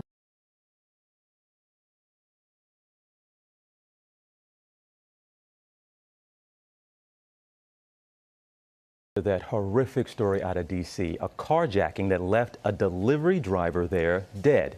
But now 2 teenage girls, ages 15 and 13, have been charged with assaulting him with a stun gun, leading to the crash that killed him. A lot of questions being asked now, including if services like Uber Eats need to do more to protect drivers. Our Ariel Reshef joins us now with the very latest. Good morning, Ariel. Good morning to you, TJ. That deadly attack on a 66-year-old Uber Eats driver happened in broad daylight, 4:30 p.m. as he was trying to deliver food. Those 2 teen suspects arrested in a shocking and senseless crime. This morning, 2 teenage girls arrested, charged with felony murder and armed carjacking after police say they violently attacked and killed an Uber Eats driver in Washington, D.C. Police say the suspects, just 13 and 15 years old, were in the process of trying to steal 66-year-old Mohammed Anwar's car when one of them used a taser on him as they tried to speed off, which police say led to the deadly car crash, the car flipping over, Anwar ejected. He was rushed to the hospital with life-threatening injuries but did not survive. The teens arrested at the scene. Anwar's loved ones calling the sudden loss immeasurable, telling ABC News the father of 3 and grandfather of 4 moved to the U.S. from Pakistan in 2014 to build a better life for himself and his family. It's more than tragic. I don't even know if that word describes what happened. It's senseless. Police say they've seen a spike in carjackings in Washington, D.C. and in several other major cities since the pandemic began. In 2020, 345 carjackings were reported in the nation's capital, more than double the year before. The city launching a task force just last month to help focus on these incidents. Because it's very important that we find out the people who are responsible for these carjackings and that we have justice. Uber drivers nationwide have been on alert after a string of attacks. Earlier this month, a San Francisco Uber driver was assaulted and taunted by belligerent passengers, authorities arresting one of the passengers and charging another with attempted robbery and assault. Uber now teaming up with law enforcement who are available to work with police 24 hours a day to respond to urgent calls. The company telling ABC News, "We are devastated by this tragic news and our hearts go out to Mohammed's family during this difficult time." And Uber says that it is grateful these suspects were arrested. Police not releasing their identities because they are juveniles. Both teens have pleaded not involved, which is the adult equivalent of not guilty. TJ. All right, Ariel Resha for us. Thank you so much. Well, hey there, GMA fans. Robin Roberts here. Thanks for checking out our YouTube channel. Lots of great stuff here, so go on. All right, I meant to try to cut that off before that part come on about them in the YouTube channel. But no, Marla, you was asking, well, these two different situations. Yes, there are two separate stories. The first one in Detroit happened 2 years ago. Okay, that was 2 years ago, and I brought that up because it's still fresh, and they were teenagers. Okay, now the story I just played, that just happened a few days ago.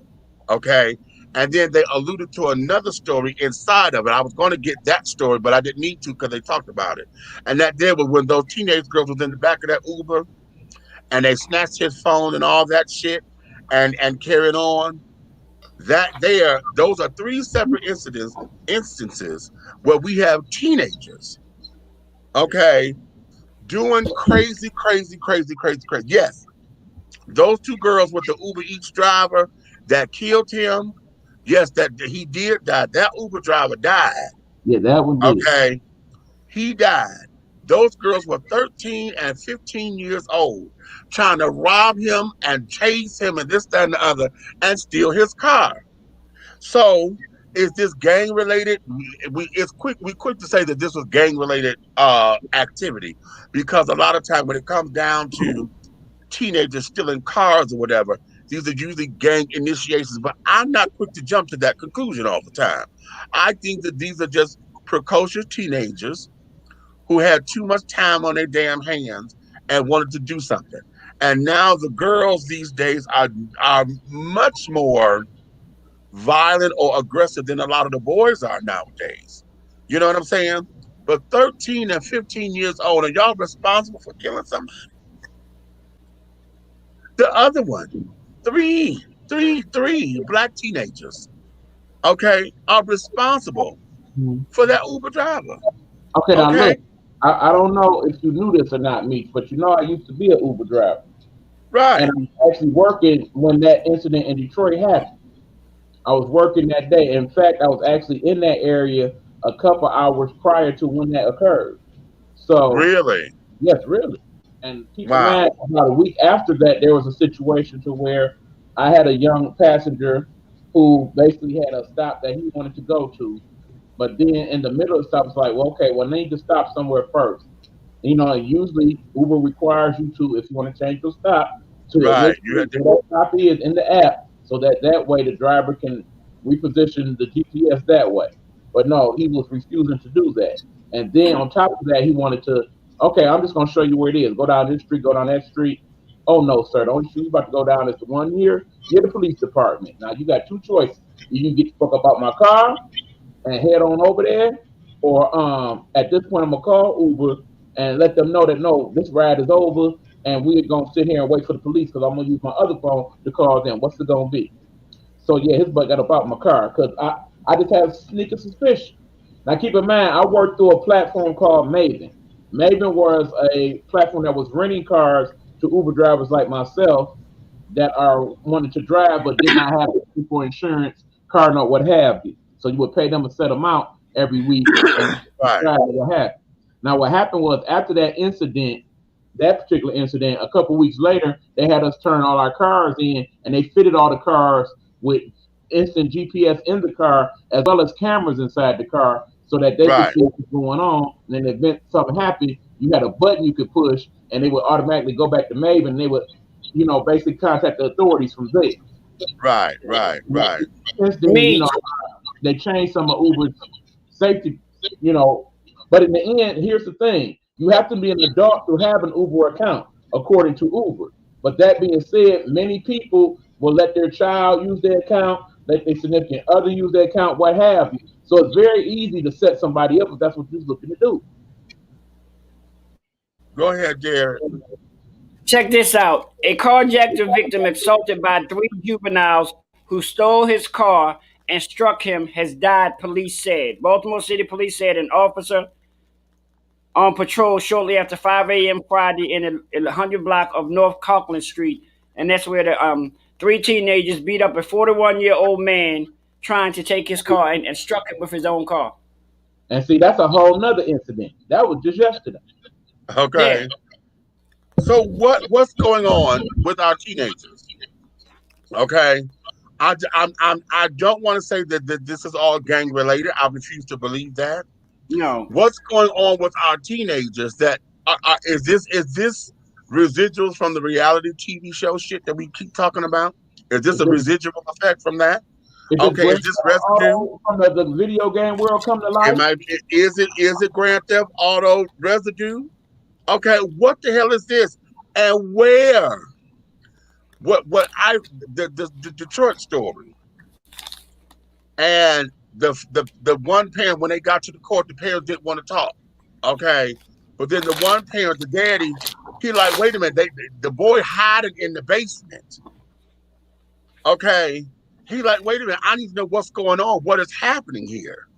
And so when the reporter was like, okay, well, now that you know what's up, did you see that look in his face?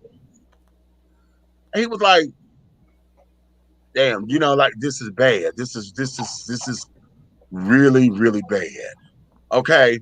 And now then the mama is like, no, he was at the game.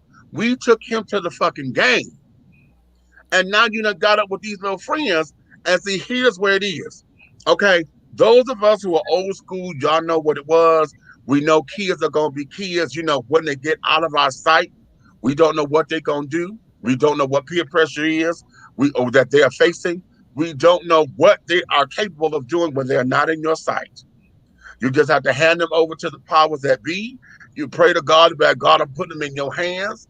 Just make sure that my baby come back to me. Okay? And this, that, and other. That's that parent's prayer. But when you got stuff like this, to where your child, but then it got caught up in some bullshit. Okay? How did you? Because see, I know Essie Lorraine, she did that to my brother. Okay, when she had to go get him for breaking curfew, she hemmed him up at the police station. What the fuck did I tell you to do? I told you to have your ass here at the house. What the fuck is this that you think that you're doing? What is this? So now you want to defy me. So you grown to defy me? Is that what you're trying to tell me, little boy? That was the conversation. Okay. And then the police tried to tell my mama, she said, you don't, this one is mine. You don't tell me how to raise this one. Because if I don't check him now, then it's going to be y'all trying to go upside his head. Y'all see how big he is. Okay. So no, what is the disconnect that we are having with our teenagers? Because we're having too many instances now where teenagers are the motherfucking criminals. They're the ones that carjacking and murder. Okay, let's not go back to the kid that killed the girl in the Walmart and bragged about it on Facebook. Those are teenagers. Recorded it even. Recorded it and bragged it. I don't give a fuck that she dead. Fuck that bitch. You know, what is this? What is this? Do we have an answer? Do we want an answer? And here's Do the we thing, want I an even answer? chalk it up to idle hands at the devil workshop because these kids not in school now and they got extra time. It's not even as simple as that. It's not that simple. I mean, It's not that simple. They do things that we could not even conceive as children. Right. It's not. I'm going now. Parents, let me go to y'all because see, we were talking about this the other day and yesterday, and we were talking about Lil Nas, and like I was telling, and Nikki was like, "Okay, you know what? Wait a minute."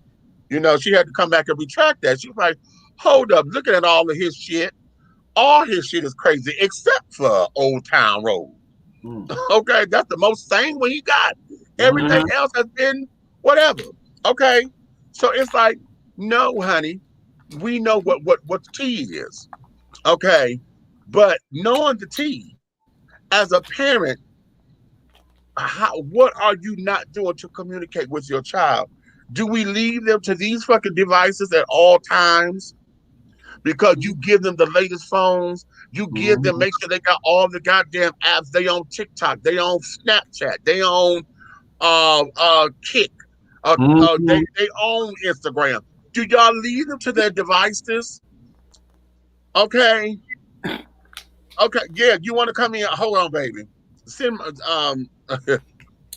She said, "Can I come in? Because I can't type that quick. I need to talk. I need to talk." Yeah, okay, because it's like that. Bring her on in. Okay. And Eric, you can slow down with all this damn yawning. I need to get my cousin in before your cousin come in. You can slow down with all this damn yawning. Okay. I didn't drink my coffee today, y'all. Well, you got time to go make a cup. Well, no, you know what? I'm gonna grab some water though. Hold on. Okay. Him and that daggone Bernie. But yeah, that, it's like that. And and one thing I wanted to expound upon what Eric say. Yes, this pandemic, but my thing is, what, America, let's get real. These teenagers was doing this before the pandemic. Right. I think now it's being more magnified because we have more time where we can sit home and watch TV and see what's going on the news. So we're paying more attention to it. But this isn't nothing new. Exactly. Which is my point. True. Okay. Good point, D. Which is why I wanted to play the one that was 2 years old. Because that was 2 years ago in Detroit. Right. Okay. Yeah, because remember, I purposely did not let people know at that time that I was doing Uber because I had concern like that. Only a few of my family members actually knew. But that being said, when that particular incident happened, my aunt was like, "Don't do it no more." And then it's a large percentage of girls that are doing this. Yes. Exactly. Is that mindset is, well, I'm a girl, I'm gonna do it, and I'm gonna get less time. I'm just trying to put my mind where their mind is. I know I can't do it because first of all, I'm not a girl. Yeah, right. I mean, overall, there's a increase in crime involving women in general over the last few years. Okay, y'all. Let me. Oh, hey, Jamita, I didn't see you. Hey, baby. Hey, Jamaica girl, what you going? You over there? Okay, what's going on? Okay, okay. Now listen. Let me bring in the Dr. Evangelist, honey. Okay. Okay, the Dr. Evangelist, darling. Hello there, my love. Hello, sweethearts. How are y'all doing? I'm on my best behavior. I'm all covered up. Praise the Lord. You know, I'm not judging like that. So I know you don't. I'm just messing with you, Doc. Listen. When it comes to them daggum teenagers, I'm with Boy Derek. They've been doing this. They've been doing this a very long time. Right. Right. I was just telling them last night how my grandson wanted to sneak out the house, and he was sneaking out the house. Well, the rest of that story, which I didn't get to tell, was that he was that this boy was driving by and picking him up. He was in somebody's backyard and they were driving to pick him up. He got into some trouble not by the law, but by his parents, my Uh-huh. daughter and my daughter and son-in-law. Because the thing about it is, even though, and they have 5 kids, so he's the oldest of the 5, so they got some babies too, some little ones. So a lot of their attention goes on the little ones, and I'm always fussing at them like, look, these teenagers you got 2 teenage boys. You're going to have to monitor. You have all these kids. I love my daughter. You got these kids, but Right. you're gonna have to manage what you do with the little ones and what you allow them with the older ones, because somebody's not getting everything that they need. You know what I'm saying? Attention's not being put where it needs to be. And sometimes we allow the older ones, because they're older, we just kind of allow them to do, you know. And How my about that? thing, Oh, that's good. That's real and good my right thing there. is that you gotta equip yourself and your children with other behavior with other things. You got to give them other things. It can't be this all the time. It can't be that all the time. But you're gonna start making them work. You know, just like, and I told her, I said, when you turn 15, I made you work outside the house. You know, maybe not at Burger King and stuff because you had to be 16, but when you turned 15, I had you working if it wasn't no more than babysitting someone else's kids. Things like that, because the devil, an idle mind is still the devil's workshop. And when we allow, because we're so busy ourselves in this, and we're doing everything that we're not doing everything that we need to do for our children because we trying to get our likes on social media. How about that? You know, and so while our kids are doing good. That's real good too. TikTok and all these different things, and they're trying to get a like from this person and a like from that one, and a smiley face from this one. While the parents are still trying to do that, the kids are running amok doing whatever the heck they want. They literally are. And when it comes to our Black children, my thing is, no, those young boys that I think they stole the car and they beat the person up, which is horrible. It's horrible. I can't sit here and say that I agree with any of that, but the person didn't die. I don't think they deserve life in prison. I really don't, because there are people that do a whole lot more. Excuse me, Doc. Excuse me, Doc. Life. I think it's some comments that you need to look at real quick. I'm already looking at them and carrying on. And I think we got trolls over here. They're trying to be cute. What's going on? That's not cool. We got trolls. That's all. You know what? That just means that we got folks who are paying attention, and they're looking to get their little 15 minutes of fame. Okay. Well, now the whole thing of it is, what's going on? Who's talking? Let's we got folks over here on the YouTube channel, and for whatever reason, we got all these strange ass names coming up. And what is happening is they're trying to talk in Black vernacular and carrying on and this, that, and the other, and all of that, and it's not making any fucking sense. And the whole thing of it is that you know, I'm trying to. At first, I thought they were kind of jokey, but it doesn't feel that way. So what could easily happen is if they keep it up, if they don't leave on their own, they will be blocked because it's now becoming a farce. You understand? And all of that doesn't even need to be this Japanese samurai person, this raid siren. Yeah, I'm gonna call y'all little names, honey, because y'all want a little recognition. But I'm not going to post your comments up here because. But is it something we should be? No, wait a minute, Ray. Hold on. Now you said this, which was kind of cute. You guys be speaking good truth. Don't worry about no trolls. Well, thank you, Ray, because at Amen. first, okay, so, okay, so, come on, bro, one struggle. Okay, I understand all that, but let's not be silly, and let's not get into that particular thing. You know what I'm saying? Now I want to talk like y'all got some sense. You should have started that the first time. Let's do this like we got some sense. Okay. Amen. Let's do this like we got some sense now. Because I'm not saying that you don't have a right to feel the way that you feel, but I need y'all to come over here and do it with some sense and some integrity. Because what we're not going to do, don't piss me off because y'all don't want to get my mouth going. I'm already in a space. Don't do it. I'm asking nicely. That's the only time I'm going to ask, because the next time I'm going to tell you. All right, continue on. I don't know.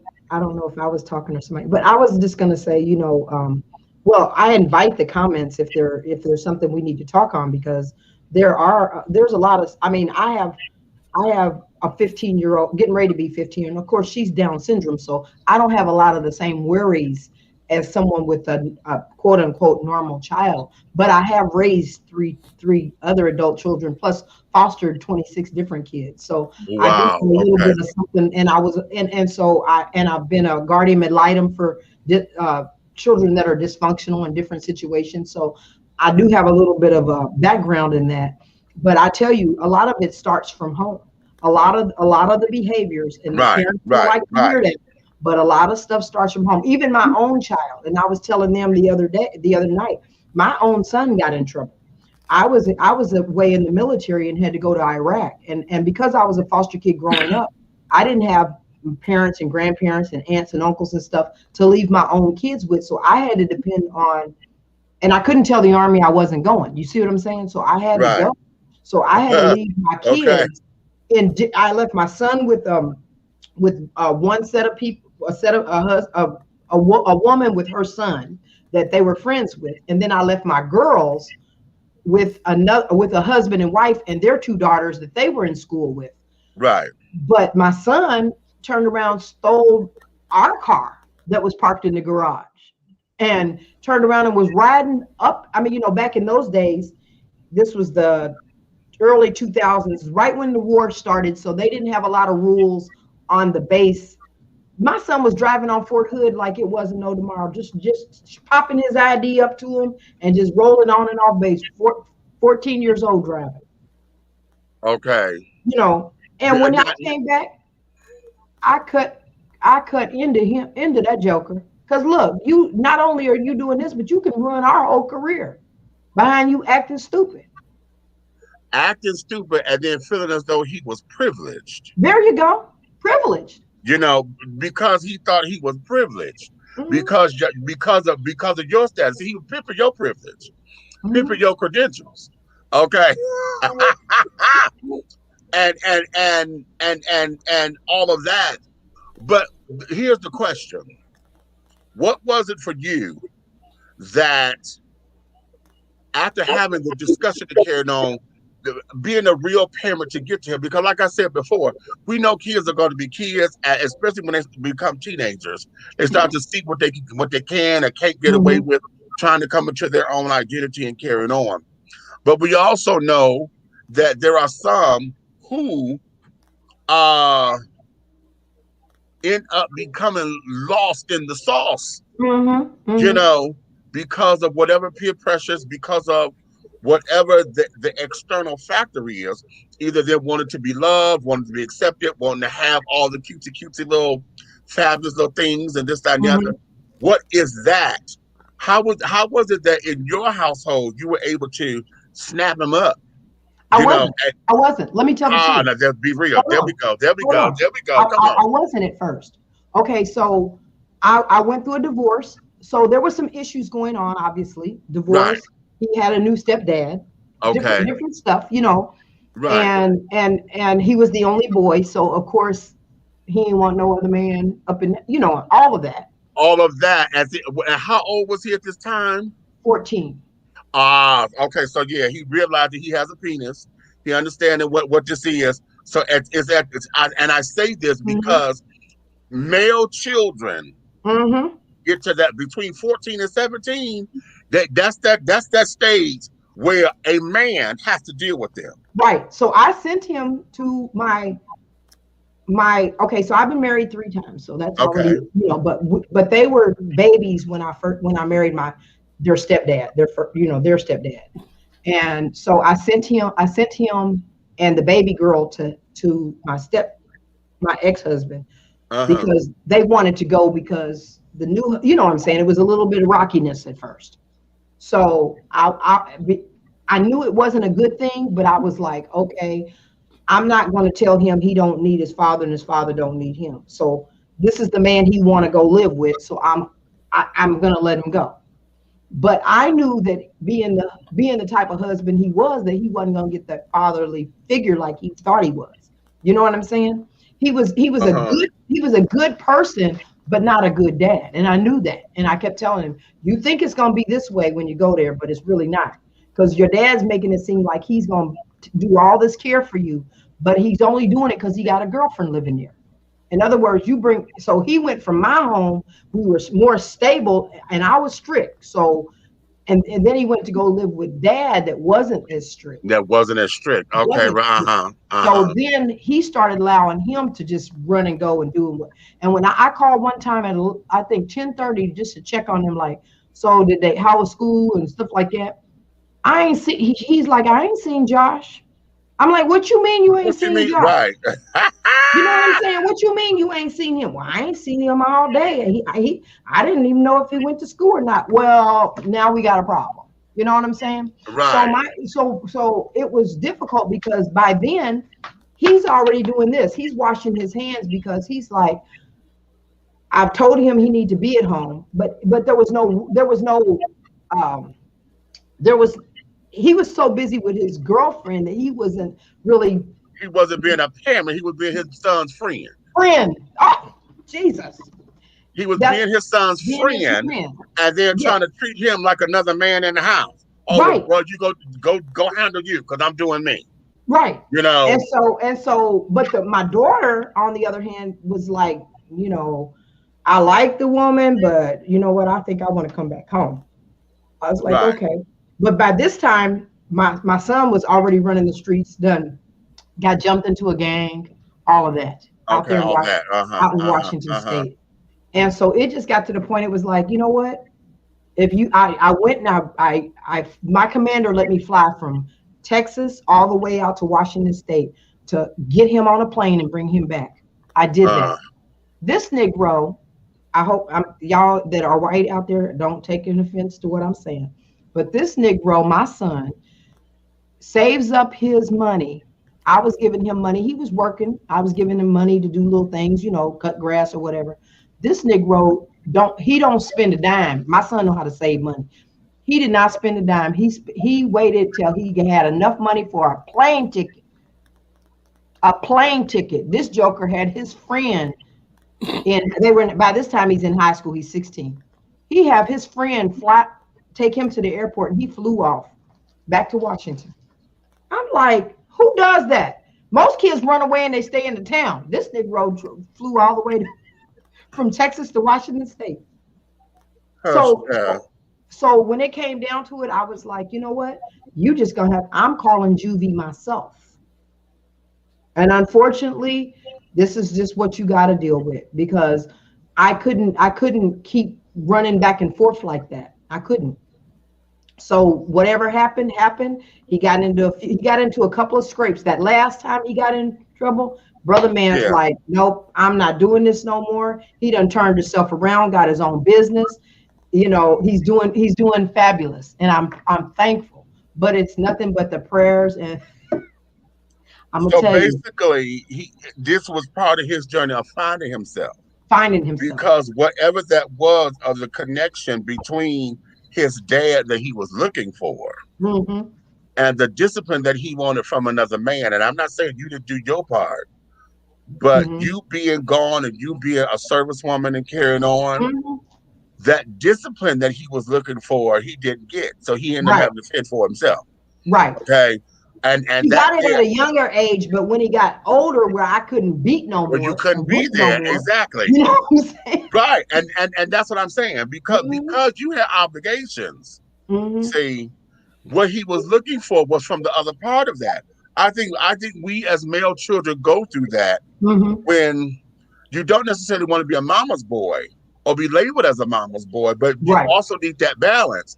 And when he went to his dad thinking that he was going to get that substance, what he got was fluff. Okay. And maybe could not express. How does a child express that at that age? Right. You know, my dad ain't being a parent, you know, and this, that, and the other. He was led, he had to fend for his own. Okay. Then when he got back to structure, because you're there, it was too much. Right. It was too much. Okay. So the shell shock of all of that became no, I'm a bust loose. Okay. Right. I'm out. I I'm don't out. need nobody. Okay. Right. So Mhm. then what happened was him having to see the grass wasn't green on the other side, That's honey. right. That's The right. grass, what he thought was green, Mhm. honey, it was all hay covered up, okay, with a few strands, okay. Mhm. And so then, you know, understanding that the lessons, see, if you give the children the tools, Mhm. okay, scripture said you train a child in the way they should go, they will never depart. That's what scripture says, okay, traditional teachings. At the same time, I'd like to tweak that a little bit and say that if you give them the tools, they always know how to go to the toolbox. Right. Right. They may not understand why they got this leveler. Okay, Mhm. they just see it as a ruler. Why I got this in the toolbox? But the day Mm. is gonna come when they find out the leveler that's here to make sure everything is balanced. Hallelujah. Yeah, I'm sorry. Okay, I don't mean to be well you rude. got to go ahead, do what you feel, baby. Don't you stifle that. And Okay. don't you stifle that. If we on Easter this Easter weekend, you don't you stifle that. Amen. Amen. When you find out, see, there oftentimes we're giving tools and may not know what their purpose are. Mhm. Okay, Mhm. how many of y'all are cooks that did not know what the hell the ladle was? Okay, or the bread knife. Okay, the Mhm. butter knife. Mhm. Okay, we just said, what is this funny looking thing, honey? I got a knife to spread. No, that was a bread knife. Right. Okay, and Each things. one of them has their own use. Each one has their own use. Mhm. Okay, we don't know about. Okay, yeah, we call them the flipper. They're called tongs, honey. This is what you grab. Okay, Right. you don't know what the tools are. You understand? Mhm. Until Mhm. you have to use them. So, Mhm. given the tools, you got him in the box, honey. Now he doesn't have to know that his toolbox was full. Yes. Okay, and Yes. had to go and build because Jesus was the ultimate carpenter. So he had to go and build. Okay, his foundation. See, and that Mm. there is what that. Oh, that's a word right there. That When I you was about to say. I was about to say that's the woo, lesson right there. That's the lesson. Yes. Mhm. oh, that just hit Mhm. me. Oh, that just hit me. Oh, that hit me. Come on now. But that Amen. there is what that is. So now, seeing what he comes from, so now what he have his testimony and tell others what he's gone through. You see what I'm Mhm. saying? And then appreciate his mama for He does you too. know what I'm saying? Amen. And Mhm. appreciate all of that. And I'm sure he's been apologetic for causing hell. You Yeah, know. it's funny. One day it's funny because he asked me, he was in the midst of being angry younger, and he Uh, said, I don't know why you didn't just put me up for adoption. And I looked at him and I was like, I don't know why either, bro. You know, right, you know what I'm saying? right, Like, I don't know why I right, didn't either. right. Because maybe I would have got a better son. How about that? Oh, But how about you know, but to God be the glory, because now he looks back and he say, Mom, I look at some of these other kids that didn't have a mom, and see, I right, didn't. I didn't. right, And I right. will tell, and he'll be like, I'll be looking and going, man, I'm glad my mom was never like your mom. And I'm like, and that's not to look and say that but I know I did a good job. I really do know that. Uh-huh. I just know that there were things that ended up being lacking. And even because my son was angry about a divorce, and he's like, well, I never knew you and dad didn't even get along because we didn't fight in front of him. And I Exactly. figured not It wasn't fighting their in front of business. him was the good thing. You know what I'm saying? Was a good thing. But in reality, it kept them blinded because when things Right. happen, they didn't know. And so they're looking, going, why are we packing up and leaving? What's going on? I don't know, you know. And I'm like, man, this man done did this and this, and you know, whatever. Not trying to be, but it's like, or he would say, well, your mama this and your mama that. And they're like, well, we didn't know none of this was going on. And now I realize that was a mistake we made. You need to tell Uh-huh. your kids are resilient, first of all. Say And that. Would you woo, say that? you know, they Stop trying to are. use the kids as the excuse all the time. Oh, well, Right. we were doing this for the children. Kids are more resilient than what you give them They would credit for, rather you honey. tell the truth, and they'd rather know mom and dad are divorcing because they just ain't getting along. And if we hear them fighting, then I'm cool. They can leave. You know what I'm saying? But if But we sit up there and we act like everything's good, you know, and I tell my kids all the time, I'm so sorry that some of those mistakes that I made like that, you know, because I was thinking we're doing it because, you know, you in the church and, you know, you're trying to do, but we got to be real in the church too. Hello. You Okay, know? now that goes to, because I'm talking about toxic parenting. Mhm. And I wish Leo was here. I wish Leo was here, Leo Brown, honey, because this is his.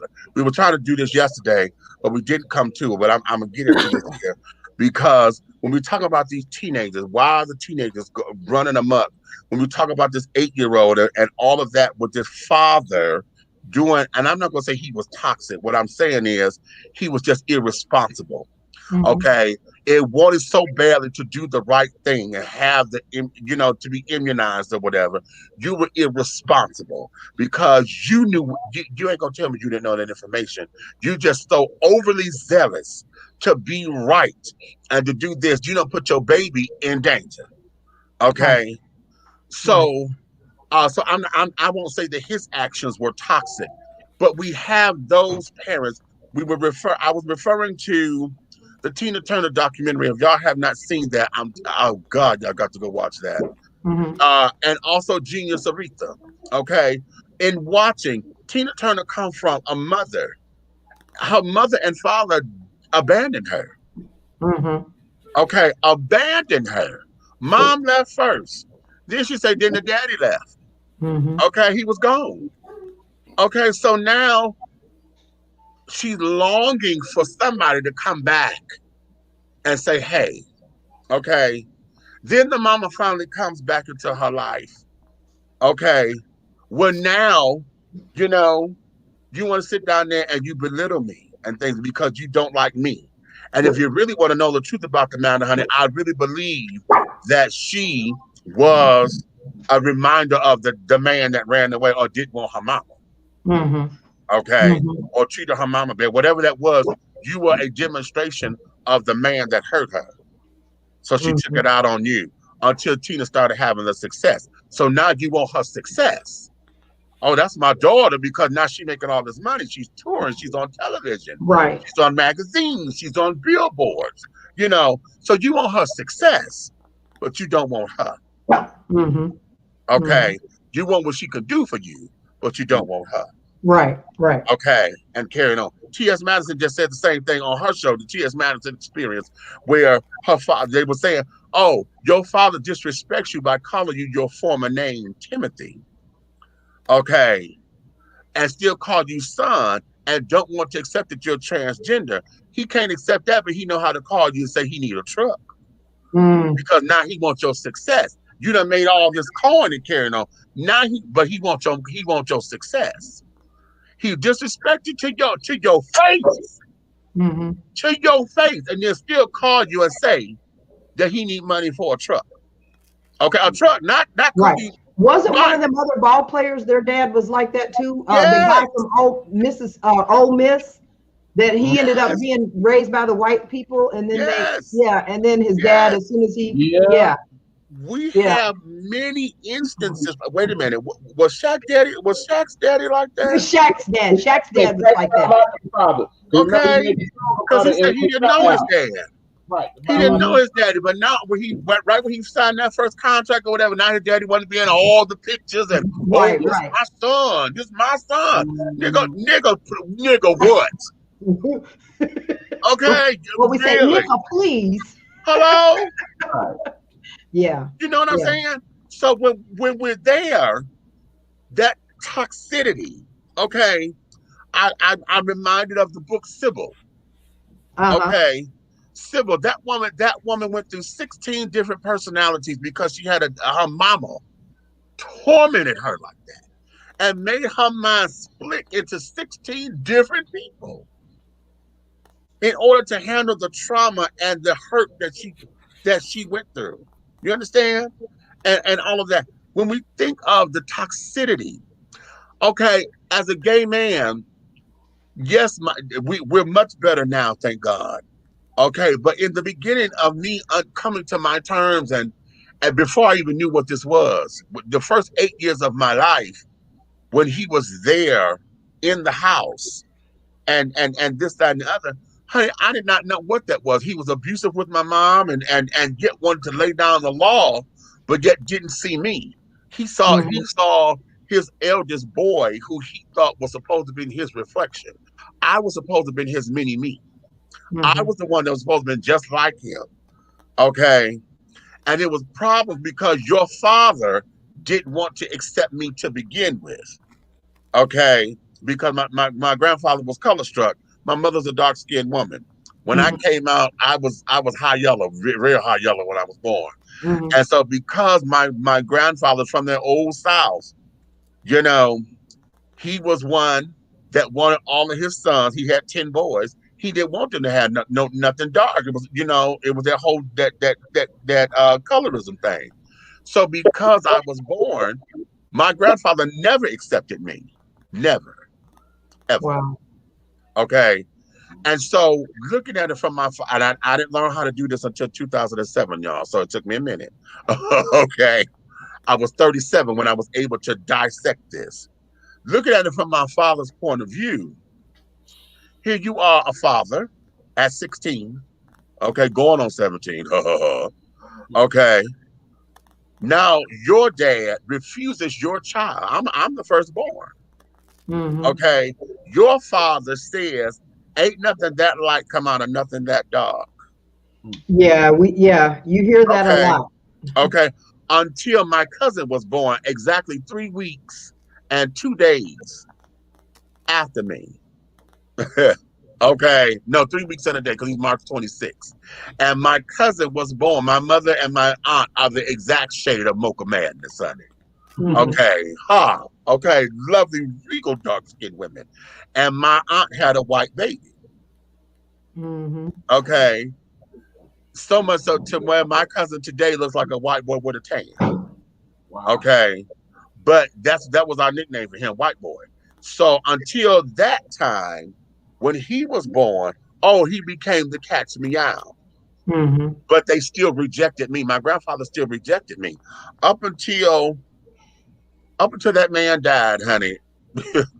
Every time I went over to my grandparents' house, I had a 15-minute time limit with him. And when he knew I was there, he was, don't you want to go down the street and say hi to your friends? Miss Broil and them are over there. Don't you want to go say hi to them? I got that. Okay.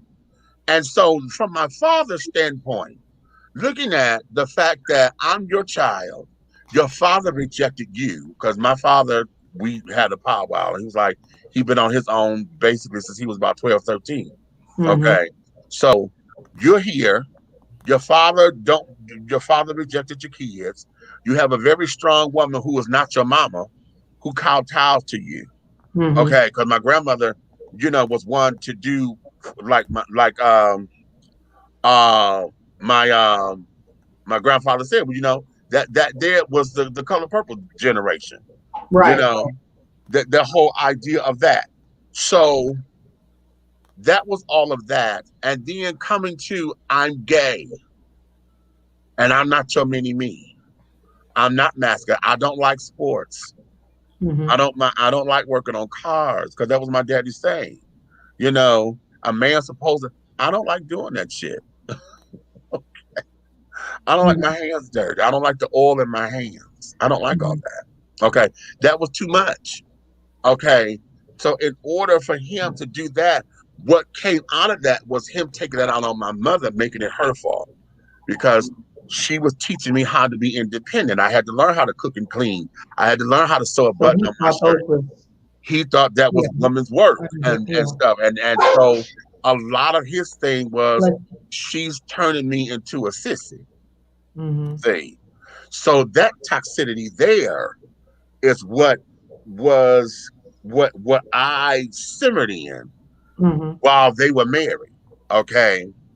Then there's many folk out there who dealt with toxic parenting, from the mother's point of view. There's many of y'all who got mothers who take out their frustrations because they mad that the man didn't stay with them. Right. Okay. Y'all watch Precious. Okay. She sat down there and made this girl do all kinds of dastardly things because she felt like she wasn't loved because Precious's father left her or was giving her too much attention because now that's the baby.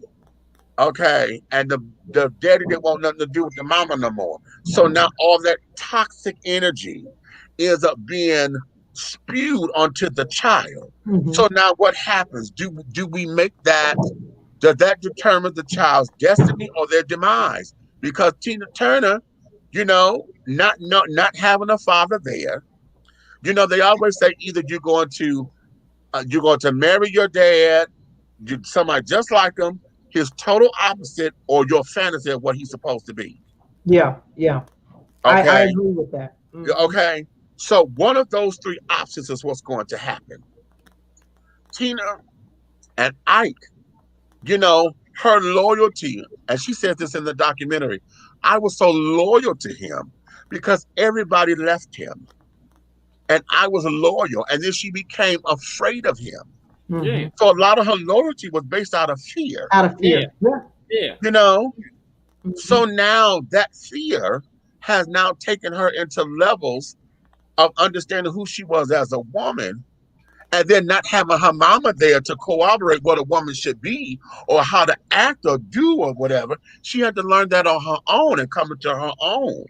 You know? So by the time she got to Nam Myoho Renge Kyo, she was, I won't say a broken woman because see, I don't believe in us being broken. But she was broken. She was. Well, I would say I like to change it like that. I'd say oftentimes a puzzle comes with all the pieces there. It's just not put together. All the time, all the pieces are there. It's just that we don't know how to put them together. And then we get so busy looking at the outfit. Y'all know that blue and green that in the background that look the same. Right. When you put a puzzle together, we get so caught up there to where we forget to look at. And so I like to change my thought process. I'm trying to come out and say I'm broken to where the puzzle got jumbled and you don't know how to put these pieces back together. Okay. Because the picture is there. You just can't see it clearly. But for the sake of argument, a lot of us, I'm going to say that he did imbue her spirit. He had broke that spirit down to where she had to find a way to build it back up, you know, and come into her own and understand who she was. Because she said in the documentary, when the Tina Turner album, when Private Dancer came out, a lot of folks were saying that was her comeback album. And she says, no, that wasn't a comeback album because nobody knew Tina Turner. They knew Ike and Tina. And they knew that. They never knew Tina. So this wasn't a comeback album. This was Tina Turner's debut. I thought that was the most profound thing that had come out of that. Yeah. Okay. This was Tina Turner's debut because it wasn't until that album that her success became hers and hers alone. Hers alone, right. You understand? She built it, she dissed it, she that, and it carried on. Now, Genius Aretha. A lot of folks don't like the movie and carrying on because they really didn't care for Cynthia Erivo. But the thing of it was, Aretha's loyalty to her daddy. Oh, yes. Aretha's loyalty to her dad. This womanizing son of a sapsucker, okay, done sat down here and basically pimped his daughter to fuel his success. Okay? Pimped his daughter. And there's nothing new about that either. That happens, you know, that happens all the time. All the time. You know, there's nothing new. There's nothing new under the sun. Really. And you know, and then the thing with that is because you know you also, and when you look at that, you look at some parents who pimp their daughters in the pageant systems. They start these little systems and trying to live their lives vicariously. I'm like, to me, that's one of the most. I'm like, yo, really? This child has more hairspray in her head than a grown woman. Right. Yes. Right, and don't forget the good old momagers out there. Like what? Wait a minute, we got the momagers in all aspects of entertainment. What's a momager? The mom who's the manager. Oh, momager. Okay, so they wanted to manage their child's career. Right, they want to take over managing the child's career, but they hell on wheels. Nobody wants to deal with them. Listen, What about the dads who are the sports managers for their sons? Right. It goes both ways. You want them out here, and because you used to play somewhere or wanted to play, now you done put all that pressure on all your male children. Talk about all of your male children. Yes, every one of them has to play football because I couldn't be a professional. Come on, really? Oh, okay. Remember, Serena Venus' father also. Yeah. Right. Yeah. Right. Because But you notice when these people got into their own, they was like, "This ain't a good fit for me, Dad, Mom. I love you, but this ain't working out. This ain't working. I had to come into my own. Right. Okay. Right. So when we talk about that kind of talk, does it fuel to the child's destiny, or does it create their demise? Because we have a number of folks. We're talking about the celebrities here. About Michael Jackson. That's another prime example of the Jacksons. Even though, and you know, I think he was one of the ones out of all the other siblings that I always heard. He was the one that was always like, my dad was so tough. My dad never let. Right. But at the same time, you was making that money off of dad's push. You know what I'm saying? Okay. You know, another recent example, Tiger Woods. I was going there. Right. Yeah. Hello. That's right. Hello. But let's remember back in the day, Gary Coleman. Gary Coleman. I was going there. I was just about to go there too. I was just about to go there. And Webster. Right. Yeah. Right. You know, you just think about all of them. Britney all of them down to the years. Huh? Right. And she's going through hell now. Right. Yeah. Okay. You know, but at some point if you get your kids, I mean, of course, they all need a push to get in something because you have to know where their talent is and try to cultivate it. There's nothing wrong with cultivating their talent, helping them. If you know you send a tape over to Tommy that plays football and Tommy can help your child, you leave it once you get them started. Because I got a couple of cousins. My cousins' kids play basketball. They played, but they didn't make pro, but they made, what's the other one where they're, it's pro ball, but they play overseas. I don't know. Okay. They play overseas, but their dad played overseas as well. So of course he know how to help them get overseas too, you know. But the thing about it, at some point you have to let them do their own professional. You know, you got to let them stand on their own. You know, you can't be there making every decision for them. Oh, they got to play this one. They got to play with this team or that team. They should be able to, at some point, be able to go where they want to go and have whatever managers and stuff they want. Right. And I'm not saying they shouldn't use their dad. They should be able to say, you know, go get, what do you call it? I'm coming to you for some advice. It's okay to give your kids advice, but don't continue their whole career, try to manage it all.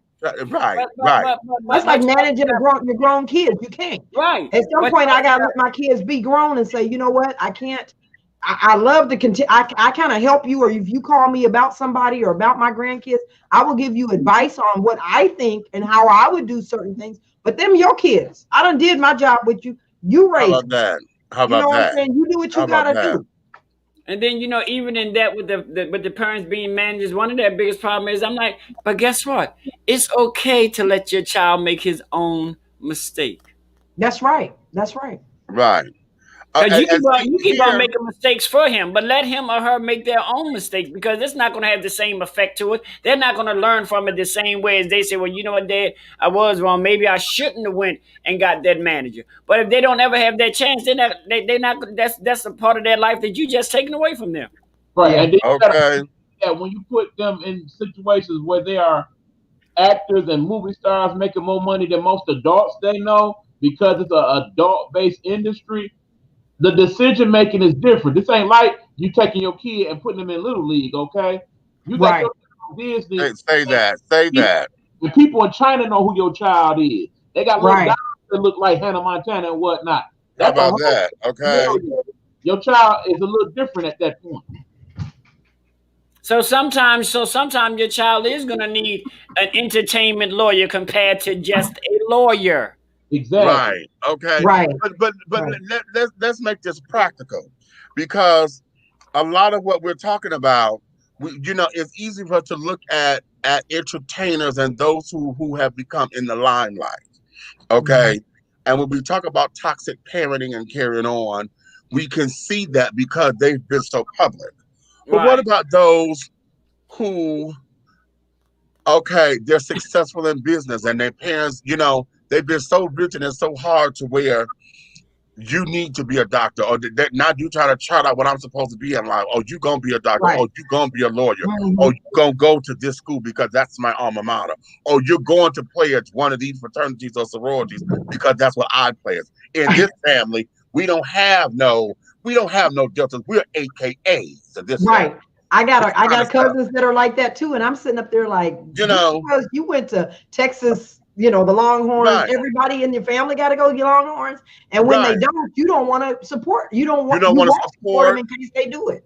Right, and then you belittle them, you berate them, and all those kinds of things, to where it becomes toxic, because now you have stripped the person, or you're trying to taint their growth, or you're trying to stifle their accomplishments, or either you end up getting kids in the mindset of whatever I do, I'm never good enough because it wasn't the way you said it's supposed to be. Right. There's this family in Calvert County, Maryland. And one of the toxic things that they do is everybody in the family is light skinned, and they will not intermingle with anybody outside of the family. Wow. And a lot of the children were born with, of course, Down syndrome. Oh. Wait a minute. Whoa. Wait. Hold up. Okay. I got part of what you said. So you're saying they only intermingle as in brothers and sisters and blah, blah, blah, blah, blah. Yeah. Intermingle, you talking about intermingle? Talking about reproducing. Okay, that's what. So, wow. Okay. Wow. He got his coffee. So you saying only the family can deal with the family? Right. Well, there seems something illegal about that. Honey, it's a lot of things that I can't even begin to even try to picture in my mind's eye. You know what? I like that. How about you want the best for your kids and etc. Listen, and there's nothing wrong with that. You should want the best for your kids. But you know what? Here is why that becomes an excuse. Because that's what a lot of that toxic energy, that's the umbrella excuse that it hides up under. Right. Okay.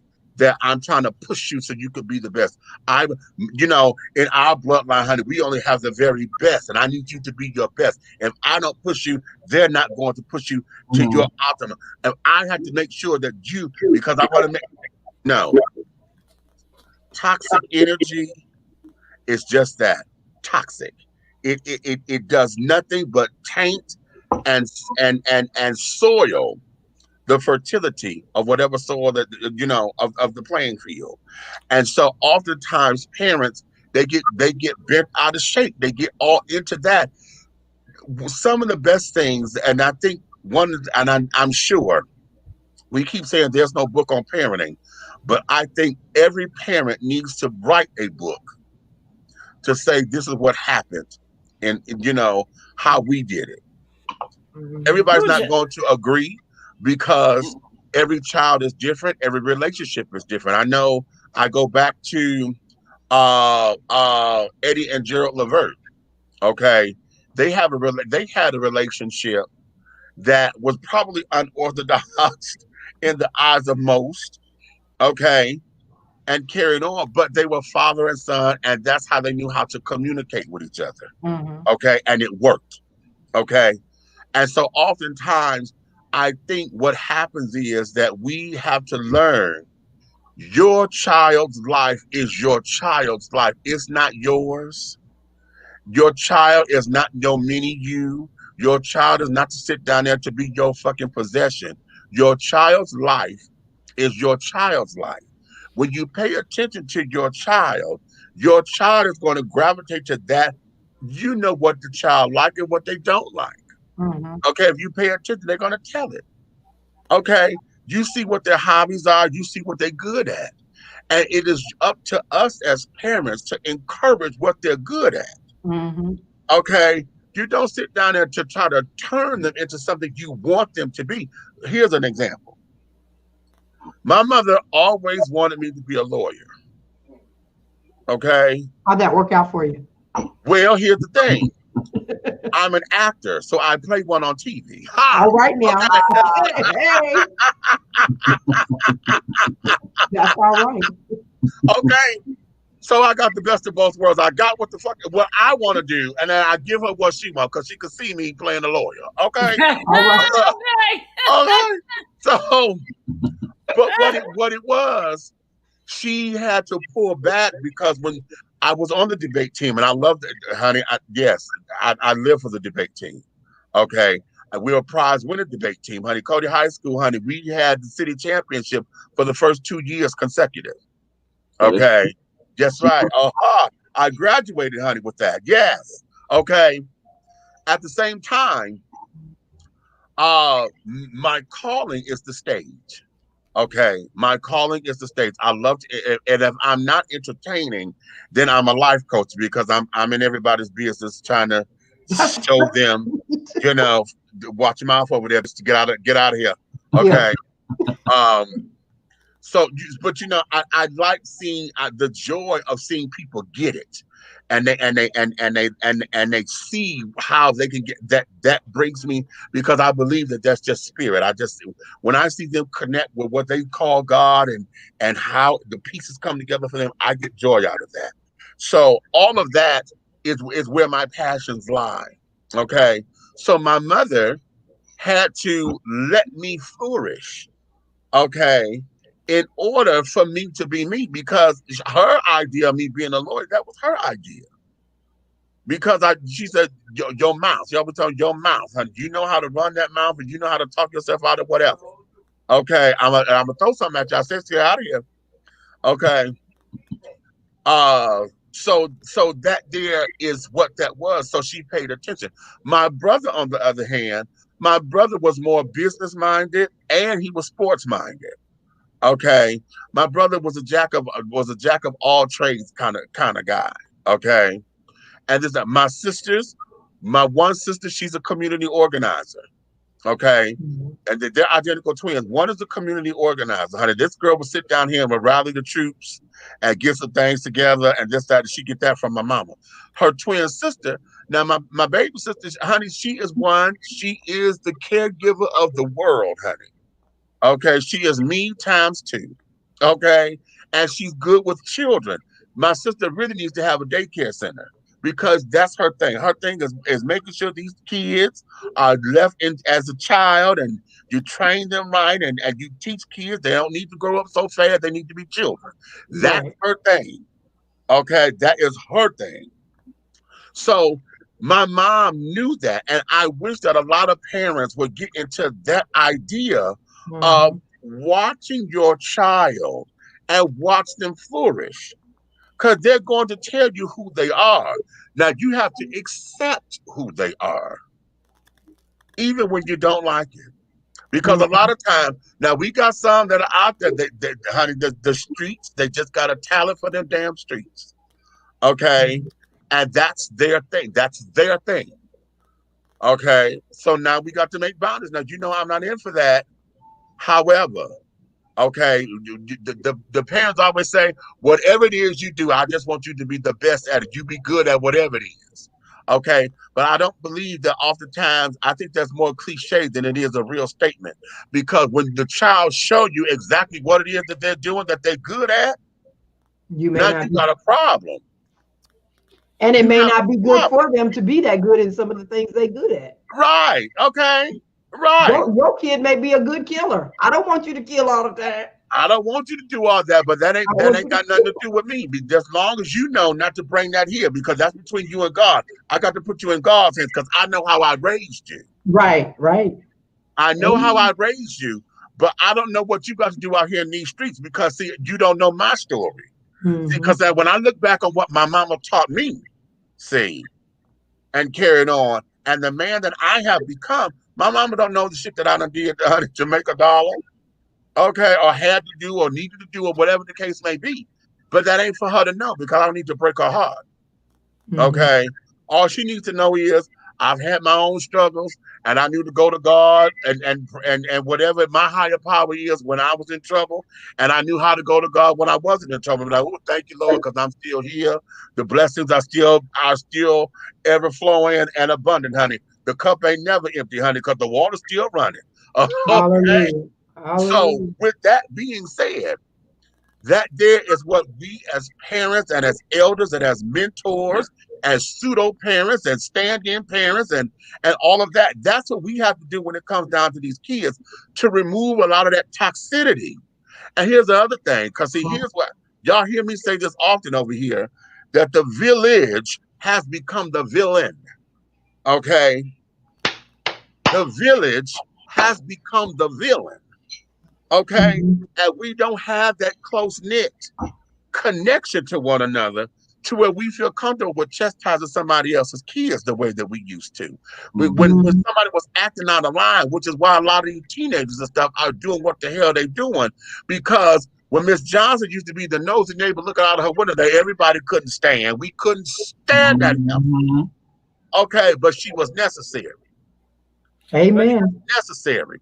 Because it kept us in line. It kept us knowing that we had a consequence. Okay? But nobody's afraid of consequences anymore because we don't instill consequence. But you know what we do is we reward negative behavior.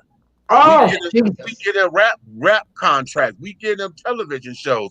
We get them likes on the damn social media every time they post up this craziness. We reward it. Okay? So it causes them to do more because every time they reward it, now they got to top the last video. See.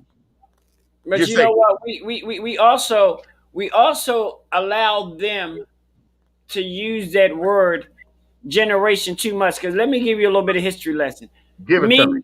My mother and my father and me, we weren't born in the same generation. Thank you. Thank you. Right. So for these parents that, oh, now it's a different generation. I wasn't born in the same generation with my parents, but let me tell you something. Generation was never no excuse, and my parents wasn't going to let it be one. Period. Say it. Say it. Amen. Say it. So it's a different generation. But guess what? When my mother then grew up, they didn't have running water. When I grew up, I did. Different generation. So don't use that word generation as an excuse. Wait a minute. They didn't have running water, but they knew how to tell you to turn that damn thing off so that bill didn't go up, didn't they? Hello. So I'm like, no. I'm like, okay. Don't give me that. Okay. And we're not. And we need to get back to respect. Yes. Say that, sister. Say that. Respect, because the thing about it is, my kids still don't call me and just be like, yo, mom, and hey, and all that. No. Right. You will respect. When you call me, you will respect me as your mom. And you ain't going to call me nothing else but your mom. You got people calling their mamas, hey, Gladys, and hey, and all this. I don't care how old I get. My mama is still my mama, even though my mama didn't raise me. I still refer to her that way because she is in a different generation. And we have gotten away from just regular respect. Right. Regular respect. Because they even try to make respect a generational thing. Respect never has been a generational thing. Respect is respect all by itself. Period. My 35-year-old daughter still says yes, ma'am, and no, sir, to me and my husband. How about that? And let me put this in here. And when we say respect, we mean genuine respect that is commanded and not demanded. Because for all you little punks out there that want to get up in somebody's face for disrespecting you disrespecting me, man. Right. And all that old calamity, what did you do to earn it outside of sitting up there flossing and think that because you out here on the streets or because you could drive on 26s and carrying on, that's supposed to mean respect. Don't nobody give 2 cents less than a damn about that. Right. What have you done to command it? What is your presence saying that say, this is a man of integrity. This is a man of dignity. There you go. This is a man oh, you know, who understands all of this, that, and the other. Oh, wait a minute, Amy, what you say? My mother would have shot my soul out of my body if I called her Cheryl. Let me tell you Thank something. you, Amy. Thank you. I Amen. did that. I did this one time because I had to get my mother's attention. We were in the store.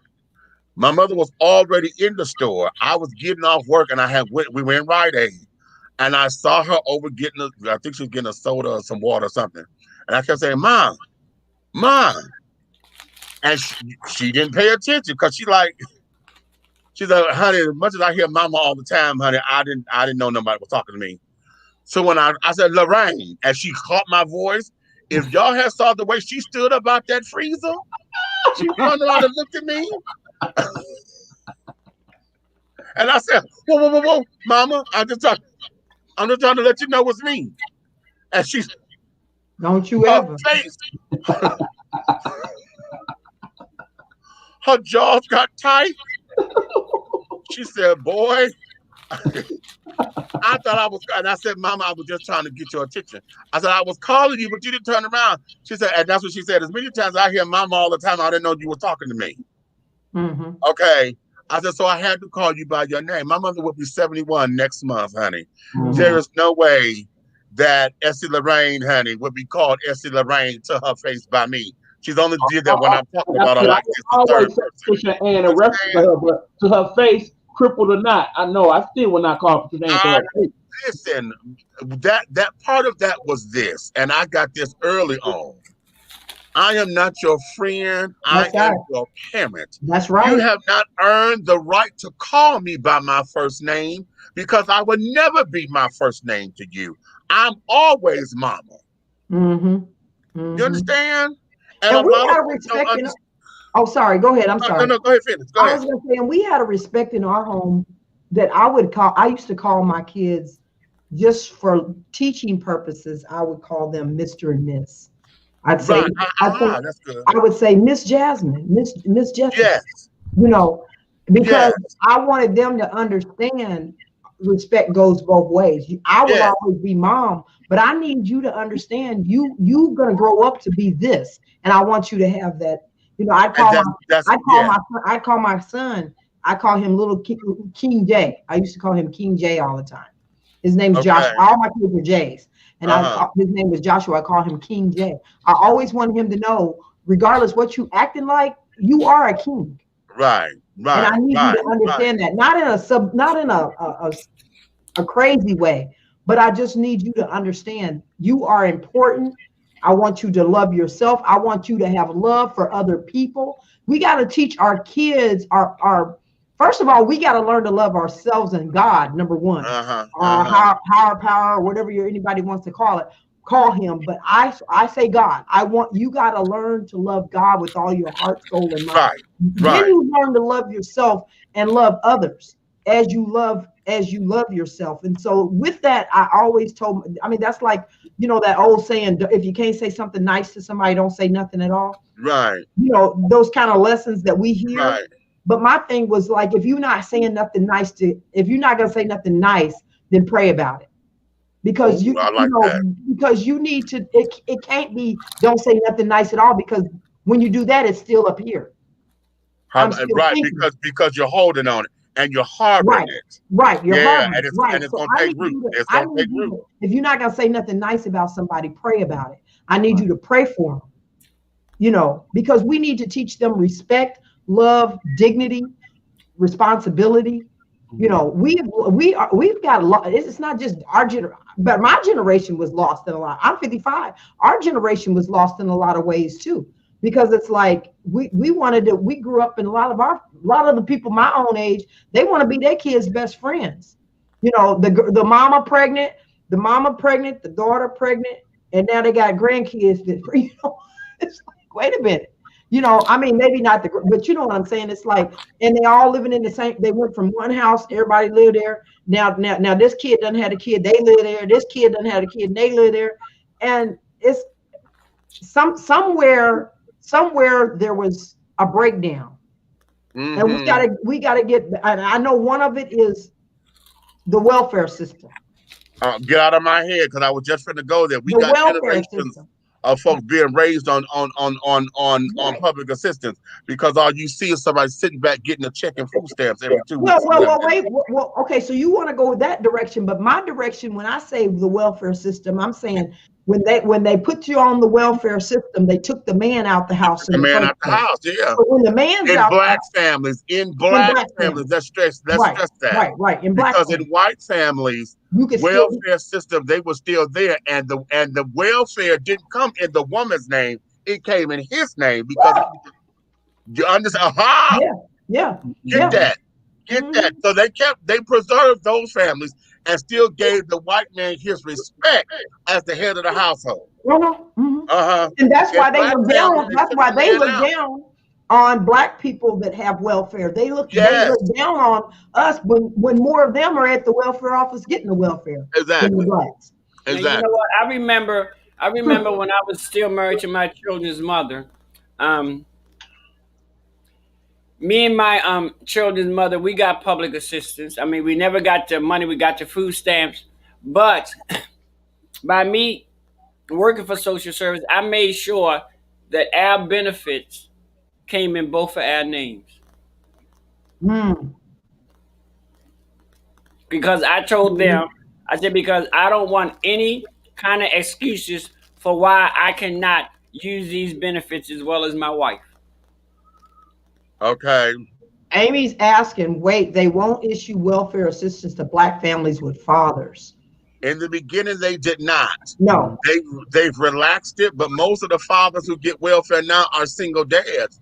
And here's the ticket. And it's harder for them to get. Yeah, it's hard for them. They take a man through changes. And now single men on who getting us any kind of public assistance, honey, we don't get cash benefits, number one. Right. Number two, a single man every 3 months have to be reevaluated. Which is why I be getting food stamps this month, because I was not filling out the 24 pages of paperwork that but the fact that I was a child of God. No, I'm not going through all that. Let me tell you this, a segment that we forget. Black men who are just released out of the penal system can get food stamps like that. And they can get temporary cash assistance. Well, in some states. In Georgia, they can't. In Missouri, they can't. They'll probably get food stamps. They won't get no cash though. Oh, no, here in Baltimore and the Nashville area, I know men who got out, and the first thing they did was went to social service, got their food stamps and their TCA. But the TCA only lasts for 3 months. But they get right, but that's the same here, because every 3 months you have to requalify if you're single. Everything now, honey, unless you got children, men with children who get on the system, they have an easier time. But it ain't the bells and whistles like a woman does.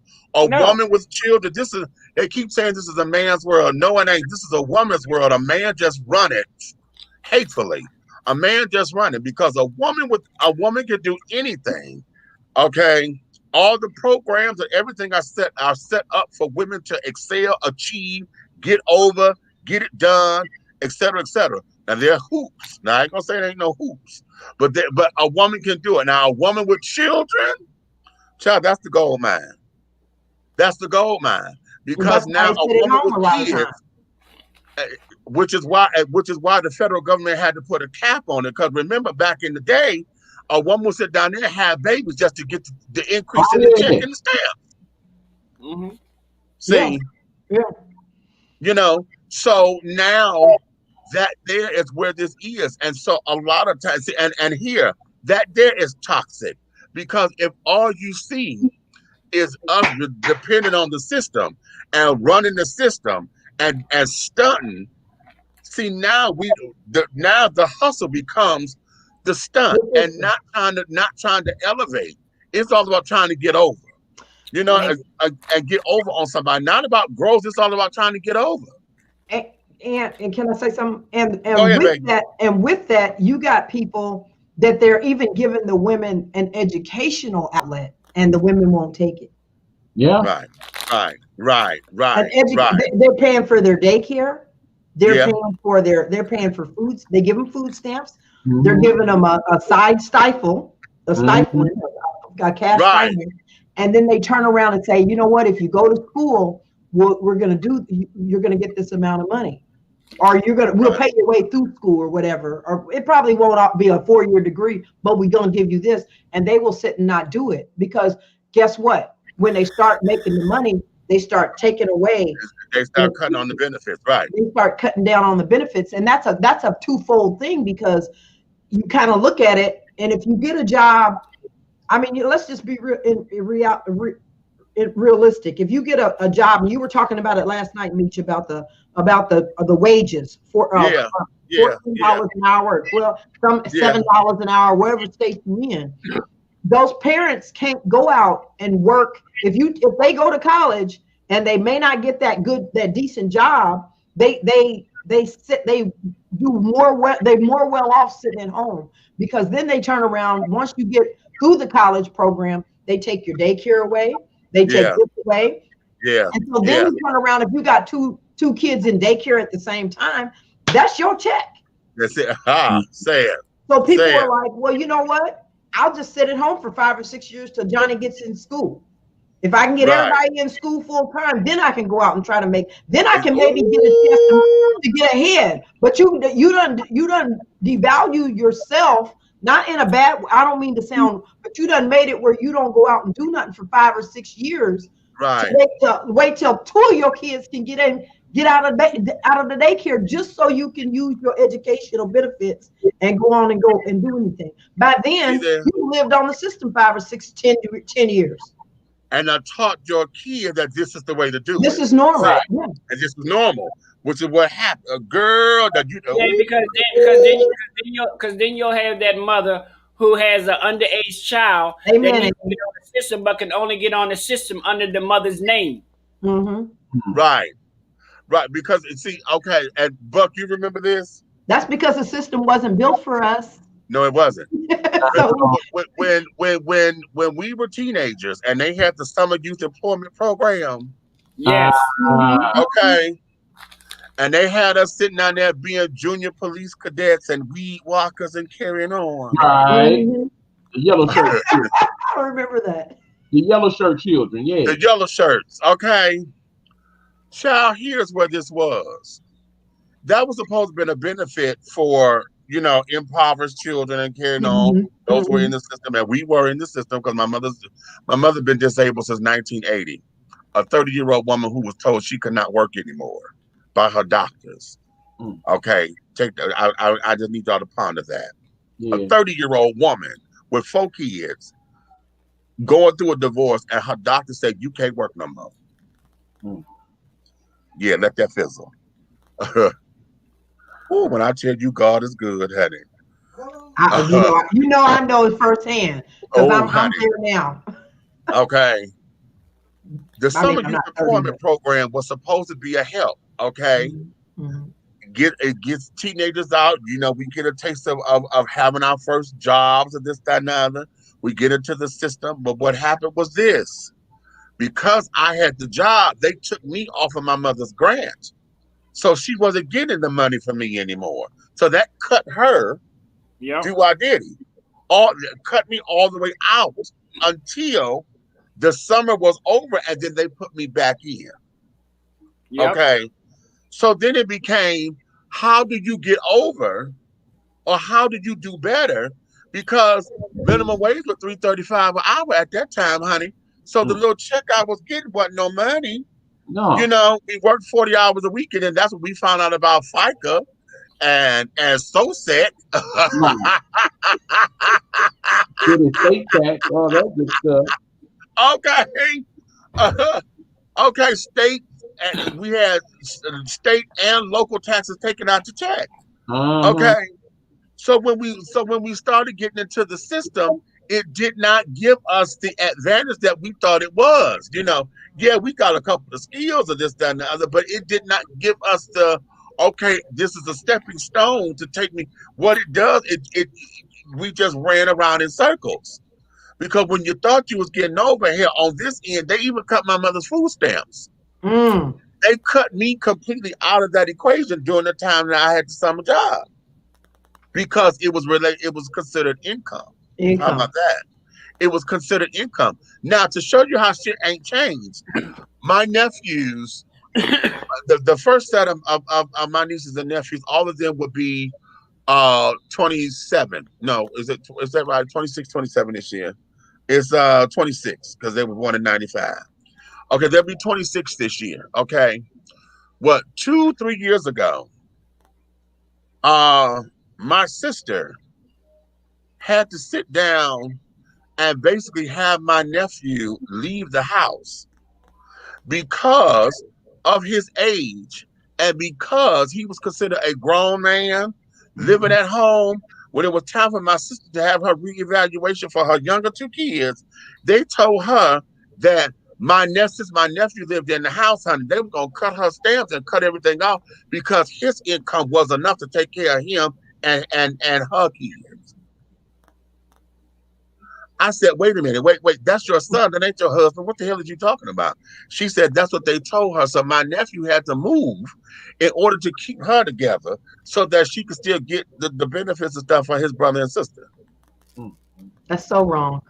And they home in Detroit. That there's what Michigan did. So it ain't nothing changed. Right. It ain't changed. That's why I'm saying this here is 2021. I said this was 3 years ago. Okay, come on now. It ain't changed.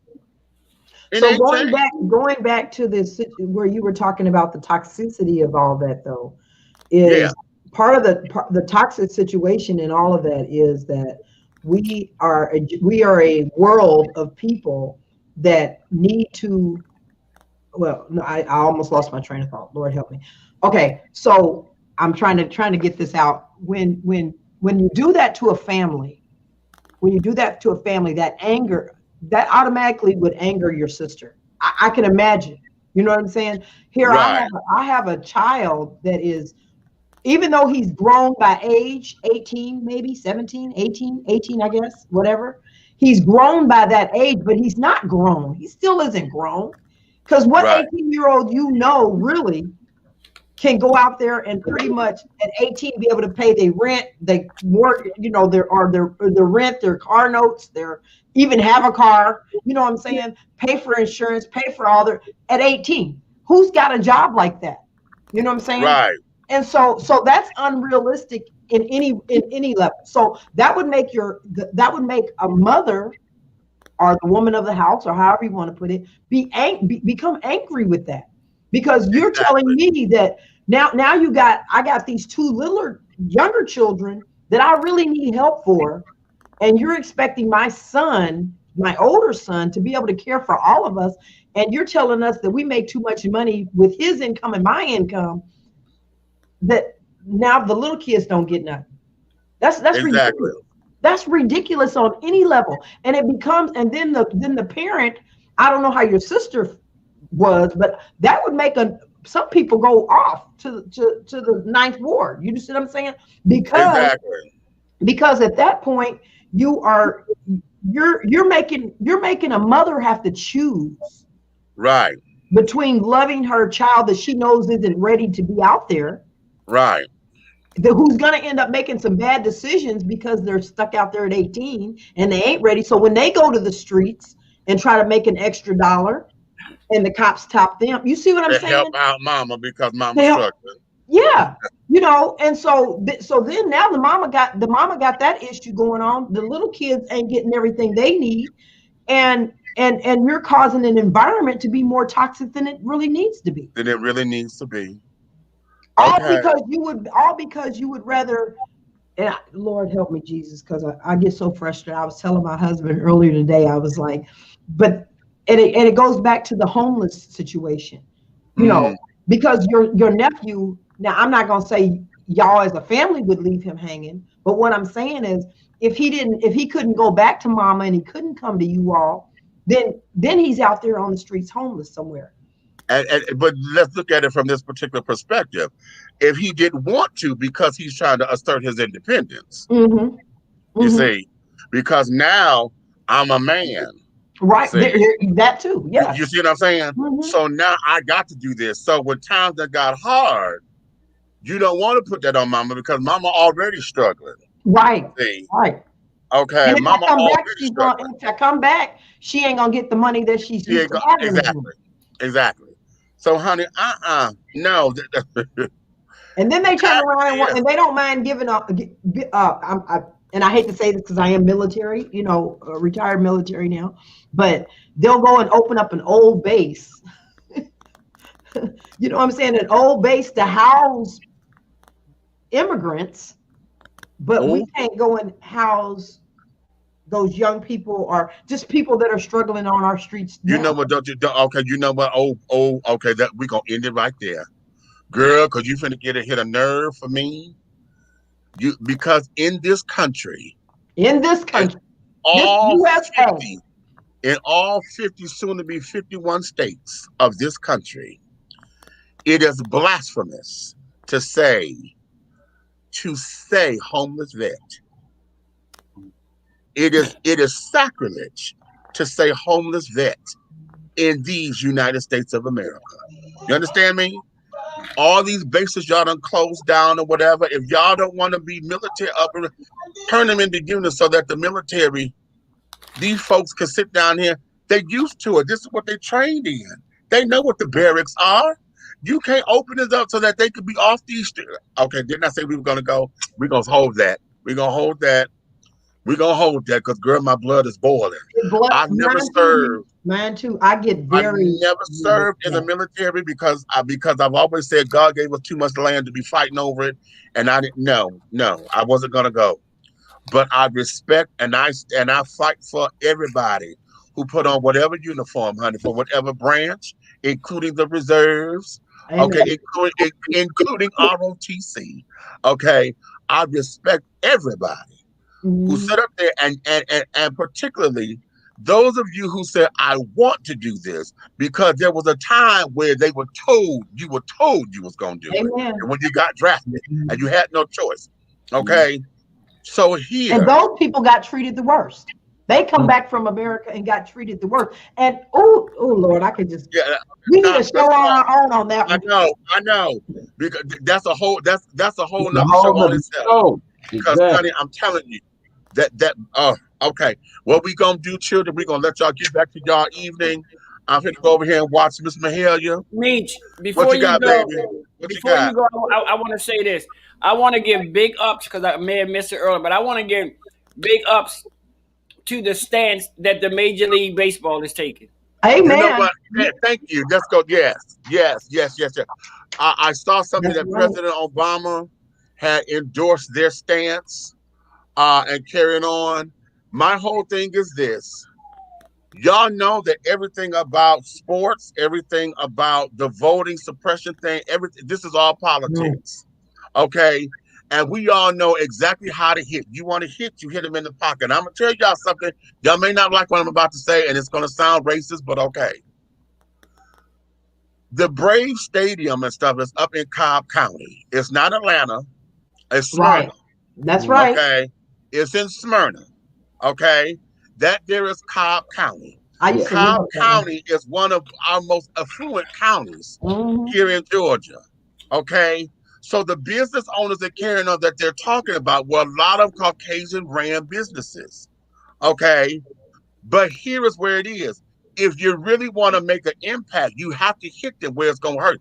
After everything that we done went through down here, coming through COVID, coming through all these businesses shutting down, we got a lot of businesses that were gone. I don't care what color you were running it. A lot of black-owned businesses, a lot of businesses have been gone, shut out, wiped down. Okay? So this was an opportunity for this money to come up in here. However, because of the man we got sitting in the high seat here, he signed that bill behind closed doors. It wasn't, he did that. So that's how I know it was sneaky. You did that behind closed doors. Any other time, it's a whole big to do with you signing a bill into law. sneaky ass sapsucker, any other time. This is done on the heels. He doesn't admit it. He says that he stands behind it. But you know that the undercurrents of this bill says everything that everybody's protesting. So for the MLB to sit down and say, you know what, since y'all doing that, never mind, we're not going to come there. We're going to go someplace else. Okay, we're going to go someplace else. Now, we all know copycats are coming. Copycats are coming. Now, is it going to hurt? Yes, it's going to hurt. It's going to hurt. It's going to hurt, and it's going to have a serious hurt. At the same time of having a serious hurt, it's going to force us to reevaluate it. If you want to sit down here and look at this bill, then go up in here and look at it, but you not signed it already. You signed it into law. So now we've got to look at this for real. We got to look at it. How did you outlaw somebody's passing out food? This fool said on the news the other day, talking about something, well, y'all sitting there looking at the wrong thing. Why are you mad because we said you can't pass out water? Why are you not mad that somebody has to stand in line for 5 or 6 hours? We've been mad about that. We told you that all the time. Why the machines ain't damn working? We tell y'all that at every election. Y'all the ones who keep telling us that, oh, we got better machines. This is all we got. And every time we go up there trusting that you done got machines, y'all get all this news coverage.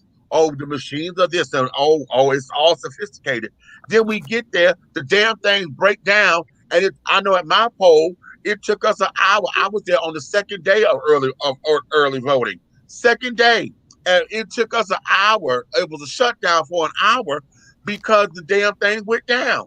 So we just standing there. Okay, so now, luckily, we were on the inside. Okay. What about those who are outside? What about senior citizens who can't walk?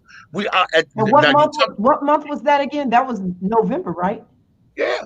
So even in Georgia, I'm not saying it's not bad, but imagine being out there in the heat of the day. That's what I'm talking about. And y'all know they're not even. I'm just so angry about all that. Y'all talking about the absentee ballots are carrying on, but see, there's more than one way to skin a cat. So now that y'all done sit up there and put all this in place, that means that what we're gonna have to do is that we got to outfox the fox. There you go. Because see, we can't. And what it is as people, I want y'all to hear me. I need y'all to hear me. Because I know we like to wait till the last fucking minute to do something. I know I'm a procrastinator, so I'm talking to myself as well. I know I'm talking to me as well. You can't wait until 1 or 2 months before it's time to go to the polls to try to get your paperwork in order. That's right. Because y'all know that's when they do all of the dastardly stuff because they know what you're doing. Absolutely. Now is the time. Everybody who talking about all this voter suppression and stuff, be mad about that, but also encourage these. We got to start doing the campaign now. Look at this. There's always something to vote on coming up. We got all these local things that we got to look at. We always got something coming down the pipeline. This is the time to make sure the senior citizens got their paperwork in order, to make sure they got the proper identification. Y'all know it takes a minute to get these IDs anyway. Make sure that they got all that. This is the time to get the footwork done so that when it's time to go to the poll, we done outsmarted them.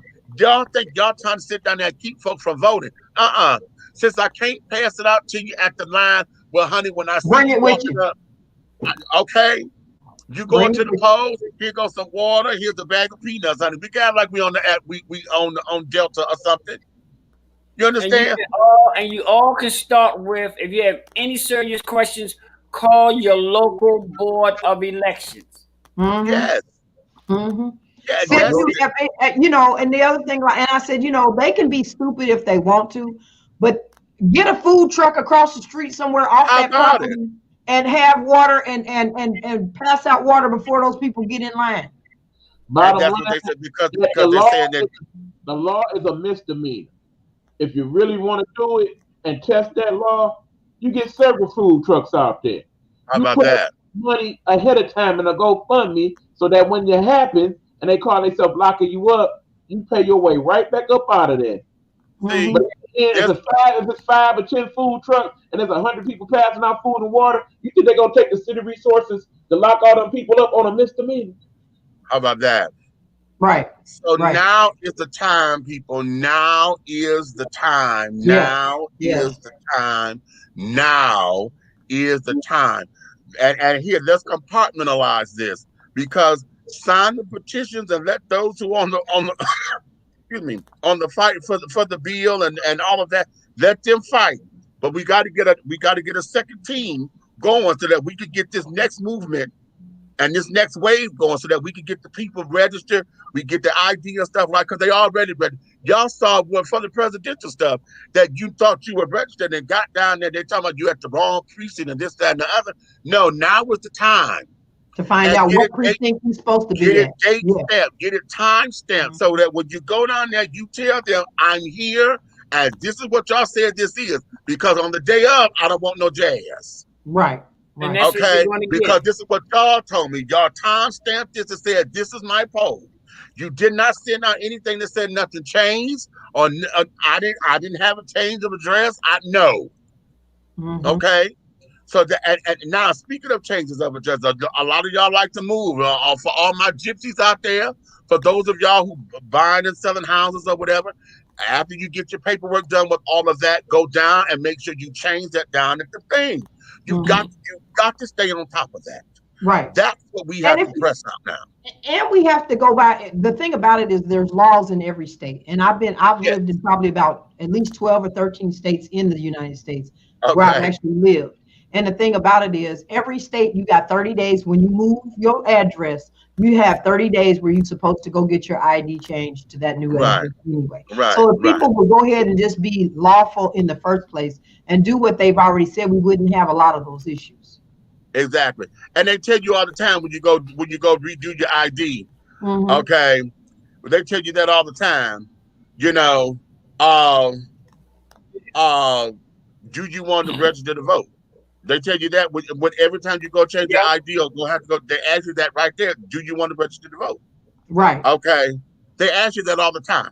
So, hell, you know you're going to change your address. Say yes. Yes, I'll register. Okay. Yes. Okay. That and no, way I ain't gonna be a donor. Exactly. And, okay. And what you said, Meech and Doc, I'm which was messing about that one.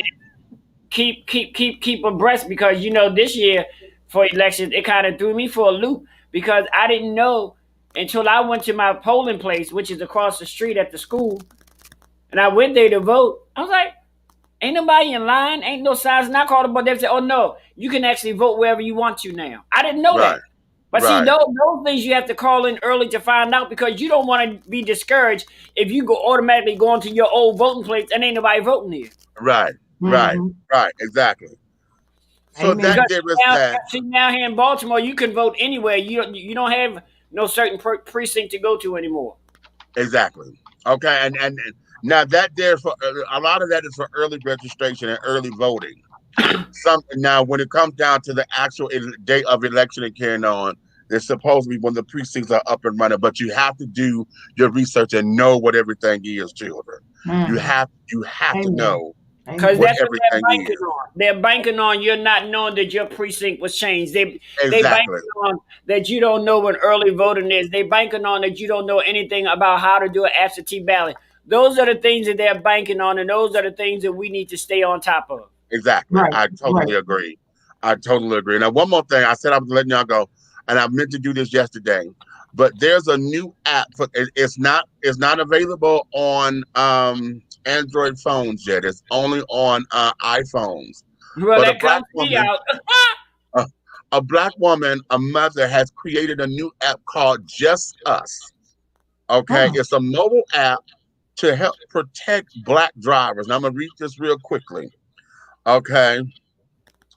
It says, in a display of motherly love and concern for her son's safety, one mom created a mobile app that would protect black drivers in the event they are pulled over by the police.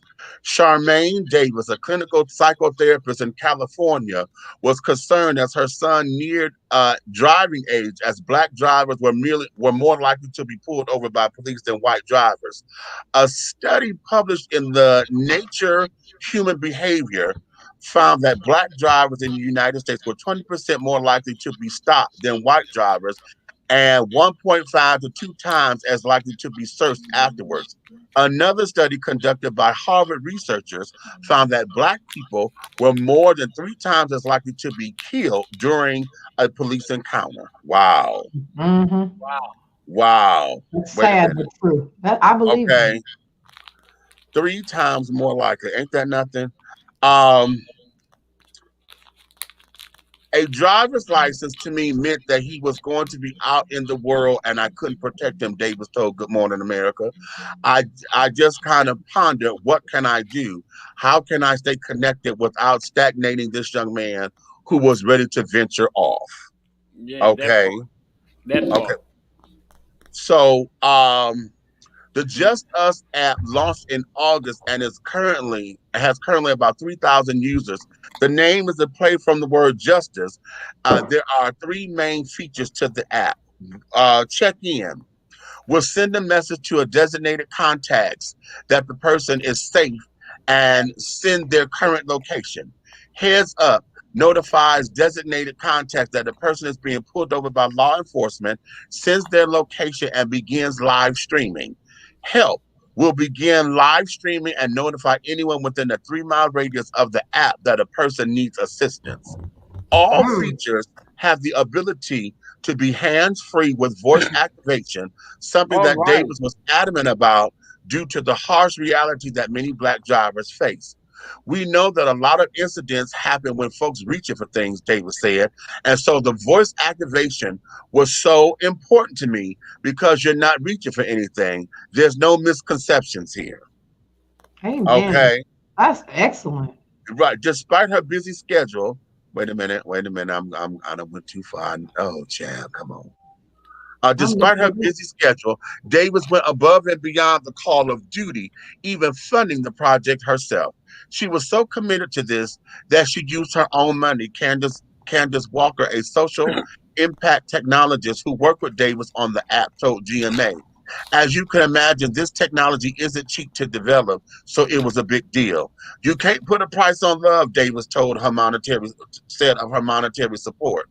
Accountability and connection are other important aspects for Davis, who said the app keeps everyone accountable and that the more people who download the app, the safer they would be. Just from a cultural aspect, we have always, as African Americans and as people of color, put our safety in someone else's hands, she said. And this is just a way to put it back in ours as in a peaceful way. And we're not connecting, and we are connecting with law enforcement and saying this protects not just me, but you too. The app's functionality extends beyond driving and can be used in any situation where someone feels they are in danger. We did a community meeting once, and one young lady said that she had used it on her college campus at night when she felt afraid, Davis said. She was just so happy to have it. The location data itself can be used as a way to bring up safety issues to policymakers and to be an impetus for change. Walker noted that the data can be gathered to pinpoint specific areas down to the street corners that have high incident reports. David used her experience of working with families who have experienced domestic violence and sex trafficking to highlight how the app can be used in those situations as well. Even if the phone was taken, we would be able to see if they need help, and they would be able to get help because it has their location on it, she says. And it's not like the phone would be talking. So if someone is harming them, they would know that the police are on their way. I like it. I'm already downloading it. Okay. So there you have it. Okay. There you have it. Awesome. Especially the hands-free part, which is like the icing on the cake for me. Yes. So all of you guys that have iPhones, I encourage you to go download this app. It's called Just Us app. Okay. And download it and see how you can tweak it, play with it, and this, that, and the other. This is another safety tool. I'll be glad when they put this on to make it compatible with Droid, so that everyone can have it. But for those of you now in that Apple system or the iPhone system, go and look at it. And a Black woman did this, honey. So go get this particular app. Did she say how much it is? Because I just put it on and And it did a payment, but it didn't say how much it is. Oh, it didn't say in here, so I don't know. But I'm setting mine up now. Shoot. Okay. So there you have it, people. So on that note, looking like this, y'all. Looking like this. And I like that as far as we notice about police and carrying on because that's the climate that we're in. Well, I'm glad she was saying about domestic violence and carrying on because a lot of times, people in those situations, they have no way. They don't know what to do. And I think this here is going to give them everything. Or walking on that college campus, or being that mother sitting at the bus stop at night waiting for that bus. This here, I think this is a good thing, people. So in fact, what I'm hoping to do was I'm trying to reach out to her, see if we could bring her here on the show and talk about it even further. So with that there was a good thing. So all right, ladies and gentlemen, we thank you for your time, your love.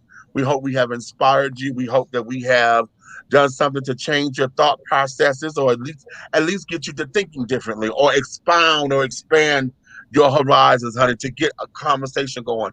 You don't have to agree with us, honey, but I just want you to have the discussion. And whatever you disagree with, honey, hopefully that sparked conversation. So you can sit down there and have your own discussion so that we can get this thing moving and grooving. Okay? So on that note, my darlings, honey, you may finish all of your crumpets because the tea has been dished. And you've been dishing tea, darlings, with Big Meat.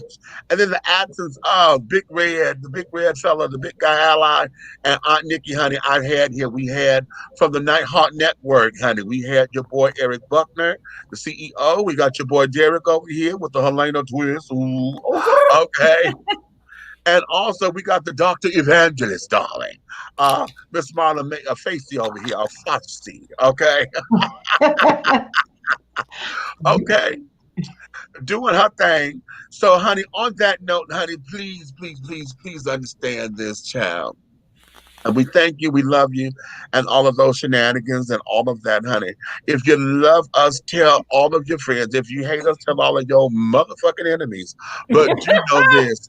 One way, shape, style, form, or fashion, everything that we're doing over here will move forward. Tomorrow is Sunday, honey, so we're going to have I said what I said Sundays. That's going to give you an opportunity to come on up in here. You're going to have 5 minutes to talk about whatever. Just don't come up in here wrong, honey, because, okay, you come out of a bag, I'm going to come out of a bigger bag. Understand and know. Understand and know. And I don't carry knives, honey. I carry meat cleavers. I'll cut. I'll cut. Okay. Ooh, back in the day, honey. Oh, back in the day, I used to carry my clutch bag, honey. Y'all remember in the grocery stores, you would go down the aisle and on the little side end cap, they used to have what they called a cheese slicer. It was a mini meat cleaver. That's what I used to carry. I sure did. Kept her nice and sharp, honey. If you did like this, you were bleeding. Okay. Amen. Somebody's at my gate. Good night, my friends. God bless you all. Okay. So on that note, my darlings, we love you, we love you, we love you, we love you, and thank you, honey. So